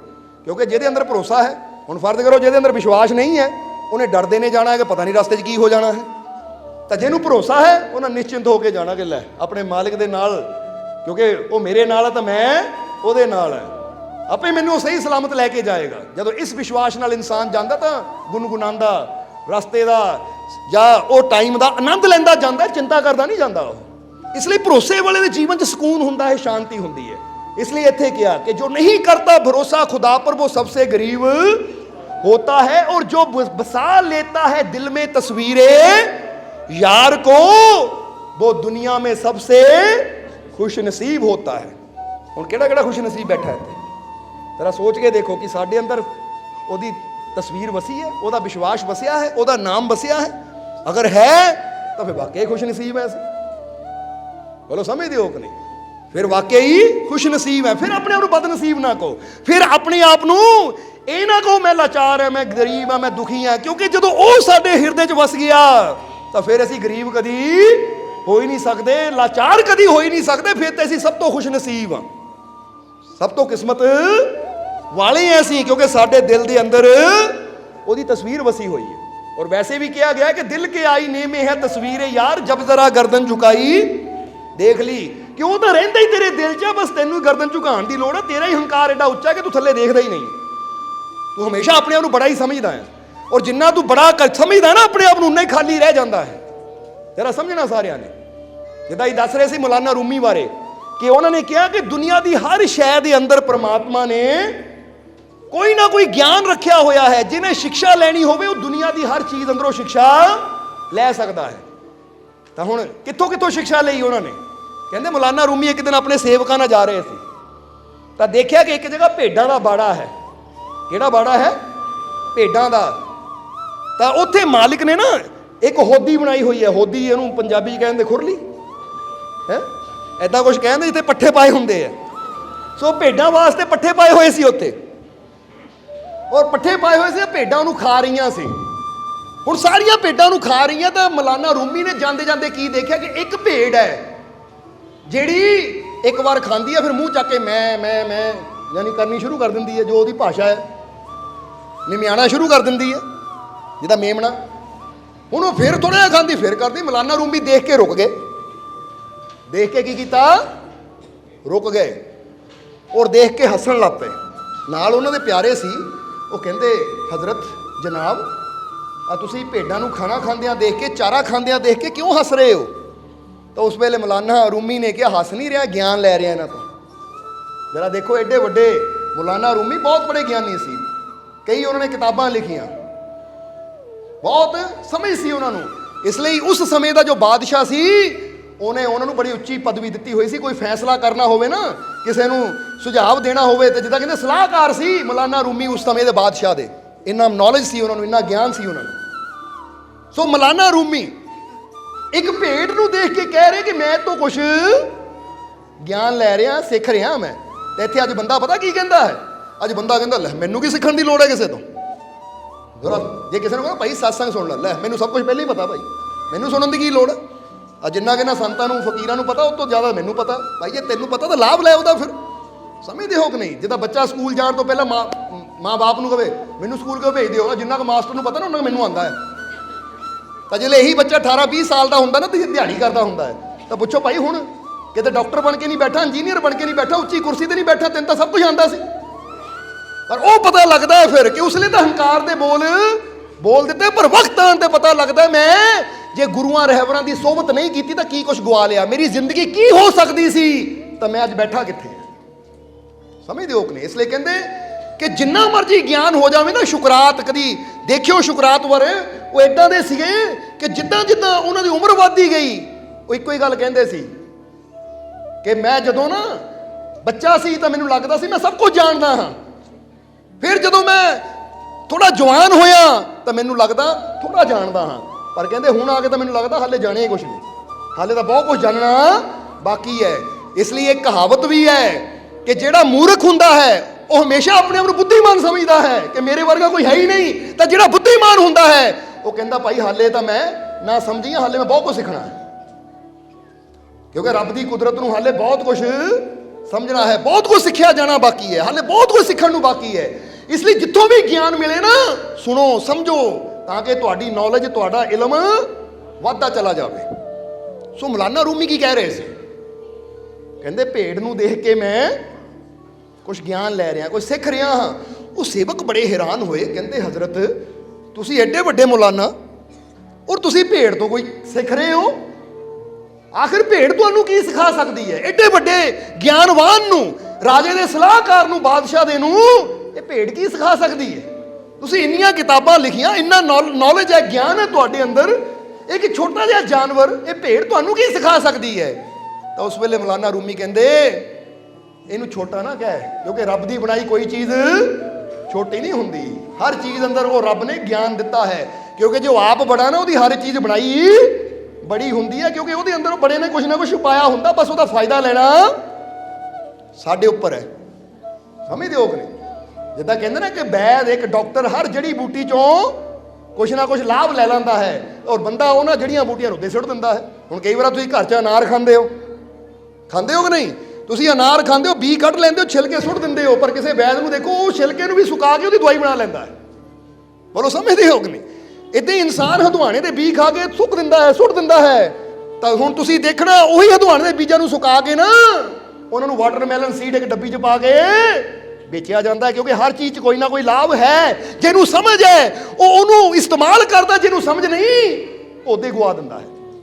ਇਸ ਲਈ ਰੱਬ ਦੀ ਬਣਾਈ ਕੋਈ ਵੀ ਚੀਜ਼ ਗੁਣਹੀਨ ਨਹੀਂ ਹੈ। ਗੁਣਹੀਨ ਦਾ ਮਤਲਬ ਹੁੰਦਾ ਕਿ ਰੱਬ ਦੀ ਬਣਾਈ ਕੋਈ ਵੀ ਚੀਜ਼ ਐਸੀ ਨਹੀਂ ਹੈ ਜਿਹਦੇ ਅੰਦਰ ਕੋਈ ਖੂਬੀ, ਕੋਈ ਗੁਣ ਨਾ ਹੋਵੇ। ਹਰ ਚੀਜ਼ ਅੰਦਰ ਗੁਣ ਹੈ, ਬਸ ਉਹਨੂੰ ਸਮਝਣਾ ਸਾਡਾ ਆਪਣਾ ਕੰਮ ਹੈ, ਕਿਉਂਕਿ ਜਿਹਨੂੰ ਸਮਝ ਹੁੰਦੀ ਉਹ ਗੁਣਾਂ ਦਾ ਫਾਇਦਾ ਲੈ ਲੈਂਦਾ ਹੈ। ਇਸ ਲਈ ਤੁਹਾਨੂੰ ਵੀ ਇਹੀ ਕਹਾਂਗੇ ਕਿ ਕਦੀ ਤੁਸੀਂ ਵੀ ਆਪਣੇ ਆਪ ਨੂੰ ਗੁਣਹੀਨ ਨਾ ਸਮਝੋ। ਤੁਹਾਡੇ ਅੰਦਰ ਵੀ ਉਹ ਮਾਲਿਕ ਨੇ, ਪ੍ਰਮਾਤਮਾ ਨੇ ਬੜੇ ਗੁਣ ਰੱਖੇ ਹੋਏ ਹੈ। ਪਰ ਇੱਥੇ ਇੱਕ ਗੱਲ ਕਹਿਣੀ ਚਾਹਾਂਗੇ ਕਿ ਗੁਣ ਪ੍ਰਭੂ ਨੇ ਤੁਹਾਡੇ ਅੰਦਰ ਬਹੁਤ ਰੱਖੇ ਹੋਏ ਹੈ, ਪਰ ਤੁਹਾਡਾ ਧਿਆਨ ਗੁਣਾਂ ਵੱਲ ਨਹੀਂ ਹੈ। ਤੁਹਾਡਾ ਧਿਆਨ ਹਮੇਸ਼ਾ ਆਪਣੀਆਂ ਕਮੀਆਂ ਵੱਲ ਹੀ ਰਹਿੰਦਾ ਹੈ ਕਿ ਮੇਰੇ ਅੰਦਰ ਆਹ ਕਮੀ ਹੈ, ਮੇਰੇ ਅੰਦਰ ਆਹ ਕਮੀ। ਜਦੋਂ ਕਮੀਆਂ ਨੂੰ ਹੀ ਦੇਖਾਂਗੇ ਤਾਂ ਫਿਰ ਗੁਣਾਂ ਨੂੰ ਪ੍ਰਗਟ ਕਰਨ ਦੀ ਅਸੀਂ ਕੋਸ਼ਿਸ਼ ਕਰਾਂਗੇ ਹੀ ਨਾ। ਇਸ ਲਈ ਅੱਜ ਤੋਂ ਇਹ ਨਾ ਦੇਖੋ ਮੇਰੇ ਅੰਦਰ ਕਮੀ ਕੀ ਹੈ, ਅੱਜ ਤੋਂ ਇਹ ਦੇਖੋ ਮੇਰੇ ਅੰਦਰ ਗੁਣ ਕਿਹੜੇ ਕਿਹੜੇ ਰੱਬ ਨੇ ਰੱਖੇ ਆ। ਕਿ ਮੇਰੇ ਅੰਦਰ ਸੱਚਾਈ ਦਾ ਗੁਣ ਹੈ, ਹਾਂ ਹੈ। ਅਗਰ ਮੈਂ ਚਾਹਾਂ ਤਾਂ ਇਸਤੇਮਾਲ ਕਰ ਸਕਦਾ ਹਾਂ, ਮੈਂ ਚਾਹਾਂ ਤਾਂ ਪਿਆਰ ਕਰ ਸਕਦਾ ਹਾਂ, ਮੈਂ ਚਾਹਾਂ ਤਾਂ ਵਿਸ਼ਵਾਸ ਕਰ ਸਕਦਾ ਹਾਂ, ਮੈਂ ਚਾਹਾਂ ਤਾਂ ਸਭ ਨਾਲ ਅੱਛਾ ਬੋਲ ਸਕਦਾ ਹਾਂ, ਕਿਉਂਕਿ ਗੁਣ ਸਾਡੇ ਅੰਦਰ ਹੈ ਜਾਂ ਨਹੀਂ। ਹੁਣ ਉਹਨਾਂ ਨੂੰ ਅਸੀਂ ਵਧਾਉਣਾ ਹੈ, ਇਹ ਸੋਚਣਾ ਹੈ ਕਿ ਮੈਂ ਆਪਣੇ ਗੁਣਾਂ ਨੂੰ, ਆਪਣੀਆਂ ਅੱਛਾਈਆਂ ਨੂੰ ਵਧਾਵਾਂ। ਜਦੋਂ ਅੱਛਾਈ ਵੱਲ ਧਿਆਨ ਜਾਏਗਾ ਤਾਂ ਜੋ ਸਾਡੀਆਂ ਕਮੀਆਂ ਹੋਣ ਆਪਣੇ ਆਪ ਹੀ ਦੂਰ ਹੁੰਦੇ ਚਲੇ ਜਾਣਗੇ। ਇਸ ਲਈ ਅੱਜ ਇਹ ਹੁਣ ਕਿ ਮੌਲਾਨਾ ਰੂਮੀ ਨੇ ਕੀ ਸਿੱਖਿਆ ਭੇਡ ਤੋਂ, ਔਰ ਜੋ ਮੌਲਾਨਾ ਰੂਮੀ ਨੇ ਸਿੱਖਿਆ ਤੁਸੀਂ ਵੀ ਸਿੱਖ ਲੈਣਾ ਹੋ, ਕਿਉਂਕਿ ਸਿਰਫ ਉਹਨਾਂ ਵਾਸਤੇ ਨਹੀਂ ਸੀ, ਉਹ ਸਿੱਖਿਆ ਸਾਰਿਆਂ ਵਾਸਤੇ ਸੀ। ਮੌਲਾਨਾ ਰੂਮੀ ਕੀ ਕਹਿੰਦੇ ਜਦੋਂ ਕਹਿੰਦੇ ਭੇਡ ਤੋਂ ਮੈਂ ਕੋਈ ਗਿਆਨ ਲੈ ਰਿਹਾ, ਕੋਈ ਸਿੱਖਿਆ ਲੈ ਰਿਹਾ ਹਾਂ, ਤਾਂ ਉਸ ਵੇਲੇ ਸੇਵਕਾਂ ਨੇ ਪੁੱਛਿਆ ਕਿ ਮਹਾਰਾਜ ਤੁਸੀਂ ਐਡੇ ਵੱਡੇ ਮੌਲਾਨਾ, ਇਹ ਜਾਨਵਰ ਤੁਹਾਨੂੰ ਕੀ ਸਿਖਾ ਸਕਦਾ ਹੈ? ਇਹ ਛੋਟਾ ਜਿਹਾ ਜਾਨਵਰ ਕੀ ਸਿਖਾ ਸਕਦਾ ਹੈ? ਤਾਂ ਮੌਲਾਨਾ ਰੂਮੀ ਨੇ ਪਹਿਲੀ ਗੱਲ ਕਹੀ ਕਿ ਕੋਈ ਵੀ ਚੀਜ਼ ਛੋਟੀ ਨਹੀਂ ਹੈ, ਹਰ ਚੀਜ਼ ਅੰਦਰੋਂ ਪ੍ਰਭੂ ਨੇ, ਪ੍ਰਮਾਤਮਾ ਨੇ, ਖੁਦਾ ਨੇ ਬੜਾ ਗੁਣ ਰੱਖਿਆ ਹੋਇਆ ਹੈ। ਔਰ ਇਹ ਭੇਡ ਦੇ ਅੰਦਰ ਵੀ ਇੱਕ ਗੁਣ ਹੈ ਜਿਹਨੂੰ ਦੇਖ ਕੇ ਸਾਨੂੰ ਇੱਕ ਗਿਆਨ ਮਿਲਿਆ। ਉਹ ਕਹਿੰਦੇ ਜੀ ਵੀ ਸਾਨੂੰ ਵੀ ਦੱਸੋ ਕੀ ਸਿੱਖਿਆ ਤੁਸੀਂ? ਤਾਂ ਮੌਲਾਨਾ ਰੂਮੀ ਕਹਿੰਦੇ ਜਰਾ ਦੇਖੋ, ਤਕਰੀਬਨ ਉੱਥੇ ਸਮਝ ਲਓ 25 ਭੇਡਾਂ ਹੋਣੀਆਂ ਹੈ। ਉਹ ਜਿਹੜੀਆਂ 24 ਭੇਡਾਂ ਸੀ ਉਹ ਆਰਾਮ ਨਾਲ ਖਾ ਰਹੀਆਂ ਹੈ, ਤੇ ਇੱਕੋ ਹੀ ਭੇਡ ਜਿਹੜੀ ਹੈ ਉਹ ਮਾੜਾ ਜਿਹਾ ਖਾਂਦੀ, ਫਿਰ ਮੈਂ ਕਰ ਲੱਪਾਂ ਦੀ ਮੂੰਹ ਚੱਕ ਕੇ। ਤਾਂ ਮੌਲਾਨਾ ਰੂਮੀ ਕਹਿੰਦੇ ਉਹਨੂੰ ਦੇਖੋ, ਸਮਝ ਆਇਆ ਕੁਛ? ਉਹ ਕਹਿੰਦੇ ਮਹਾਰਾਜ ਬਾਕੀ ਖਾ ਰਹੀਆਂ, ਇਹ ਮੈਂ ਕਰ ਲੱਪਾਂਦੀ ਹੈ। ਕਹਿੰਦੇ ਫਿਰ ਇਹੀ ਤਾਂ ਗਿਆਨ ਹੈ ਕਿ ਇਹ ਭੇਡਾਂ ਦੇ ਮਾਲਿਕ ਨੇ ਸਭ ਦੇ ਵਾਸਤੇ ਚਾਰਾ ਇੱਕੋ ਹੀ ਤਰ੍ਹਾਂ ਦਾ ਰੱਖਿਆ ਹੈ। ਸਭ ਦੇ ਵਾਸਤੇ ਚਾਰਾ, ਯਾਨੀ ਜੋ ਪੱਠੇ ਹੈ, ਚਾਰਾ ਹੈ, ਸਭ ਦੇ ਵਾਸਤੇ ਇੱਕੋ ਹੀ ਤਰ੍ਹਾਂ ਦਾ ਰੱਖਿਆ ਹੈ। ਸਾਰੇ ਹੀ ਖਾ ਰਹੇ ਹੈ, ਪਰ ਜਿਹੜੀ ਭੇਡ ਜ਼ਿਆਦਾ ਮੈਂ ਕਰਦੀ ਹੈ ਉਹਦੇ ਹਿੱਸੇ ਘੱਟ ਆਉਂਦਾ ਹੈ, ਕਿਉਂਕਿ ਉਹ ਮੈਂ ਕਰਨ 'ਚ ਲੱਗੀ ਹੋਈ ਹੈ। ਔਰ ਜਦੋਂ ਮੈਂ ਕਰਦੀ ਹੈ ਤਾਂ ਚਾਰਾ ਛੁੱਟ ਜਾਂਦਾ, ਕੋਈ ਹੋਰ ਖਾ ਜਾਂਦਾ ਹੈ। ਇਸ ਲਈ ਪਿਆਰਿਓ ਇੱਥੋਂ ਇਹ ਸਮਝ ਮਿਲੀ ਹੈ ਕਿ ਰੱਬ ਦੀਆਂ ਰਹਿਮਤਾਂ ਵੀ ਭਰਪੂਰ ਹੈ। ਜਿਹੜੇ ਬੰਦੇ ਜ਼ਿਆਦਾ ਮੈਂ ਕਰਦੇ ਆ ਉਹਨਾਂ ਦੇ ਹੱਥ ਰੱਬ ਦੀ ਰਹਿਮਤ ਘੱਟ ਆਉਂਦੀ ਹੈ, ਤਾਂ ਜਿਹੜੇ ਚੁੱਪ ਕਰਕੇ ਆਪਣੇ ਕਰਮ ਕਰਨ 'ਚ ਲੱਗੇ ਹੋਏ ਹੈ ਉਹ ਰੱਬ ਦੀਆਂ ਰਹਿਮਤਾਂ ਨੂੰ ਜ਼ਿਆਦਾ ਲੈ ਜਾਂਦੇ ਆ। ਸਮਝ ਆਉਂਦੀ ਹੈ? ਕਿਉਂਕਿ ਹੁਣ ਸੋਚੋ, ਜਿਹੜੀ ਭੇਡ ਨੇ ਬੋਲਣ ਨਾਲ ਮੈਂ ਕਰਨ 'ਚ ਧਿਆਨ ਦੇਣਾ, ਜਿੰਨੀ ਦੇਰ ਮੈਂ ਕਰਨੀ, ਚਾਰਾ ਤਾਂ ਸਾਰੇ ਖਾਈ ਜਾਂਦੇ। ਹੁਣ ਬਾਅਦ 'ਚੋਂ ਕੀ ਹੋਣਾ ਹੈ? ਜਦੋਂ ਚਾਰਾ ਮੁੱਕਣਾ ਹੈ ਤਾਂ ਜਿਹੜੀਆਂ 24 ਹੈ ਉਹਨਾਂ ਦਾ ਪੇਟ ਭਰ ਜਾਣਾ, ਤਾਂ ਜਿਹੜੀ ਜ਼ਿਆਦਾ ਮੈਂ ਕਰਨ ਵਾਲੀ ਸੀ ਕਮੀ ਤਾਂ ਉਹਨੂੰ ਹੀ ਆਣੀ ਹੈ।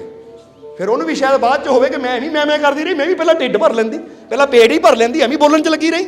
ਇਸ ਲਈ ਰੱਬ ਦੀਆਂ ਰਹਿਮਤਾਂ ਵੀ ਭਰਪੂਰ ਹੈ, ਪਰ ਜਿਹੜਾ ਬੰਦਾ ਜਦ ਮੈਂ ਆ, ਮੈਂ ਉਹ ਹੈ, ਤੈਨੂੰ ਪਤਾ ਮੈਂ ਕੌਣ ਹੈ, ਤੈਨੂੰ ਪਤਾ ਹੀ ਹੈ ਉਹ। ਜਿੱਦਾਂ ਕਹਿੰਦੇ ਇੱਕ ਵਾਰ ਇੱਕ ਨੌਜਵਾਨ ਸੀ, ਗੱਡੀ 'ਚ ਜਾ ਰਿਹਾ ਸੀ ਬੜੀ ਸਪੀਡ ਨਾਲ, ਤਾਂ ਰਸਤੇ DSP ਦੀ ਡਿਊਟੀ ਲੱਗੀ ਸੀ, ਉਹਨਾਂ ਗੱਡੀ ਰੋਕ ਲਈ। ਜਦੋਂ ਗੱਡੀ ਰੋਕੀ ਤਾਂ ਨੌਜਵਾਨ ਨਿਕਲਿਆ ਬਾਹਰ, ਕਹਿੰਦਾ ਤੈਨੂੰ ਪਤਾ ਮੇਰਾ ਬਾਪ ਕੌਣ ਹੈ? ਤੈਨੂੰ ਪਤਾ ਮੇਰਾ ਬਾਪ ਕੌਣ ਹੈ? ਗੱਡੀ ਰੋਕੀ ਕਿੱਦਾਂ? ਤਾਂ ਉਸ ਲਈ DSP ਨੇ ਇੱਕ ਨੰਬਰ ਮਿਲਾਇਆ। ਨੰਬਰ ਮਿਲਾ ਕੇ ਨਾ ਅੱਗੇ ਇੱਕ ਮਿਨਿਸਟਰ ਸੀ, ਮੰਤਰੀ ਸੀ, ਉਹਦੇ ਨਾਲ ਕਹਿੰਦਾ ਹੈਲੋ ਸਰ। ਉਹ ਮੰਤਰੀ ਕਹਿੰਦਾ ਹਾਂਜੀ DSP ਸਾਹਿਬ, ਕਿੱਦਾਂ ਫੋਨ ਕੀਤਾ?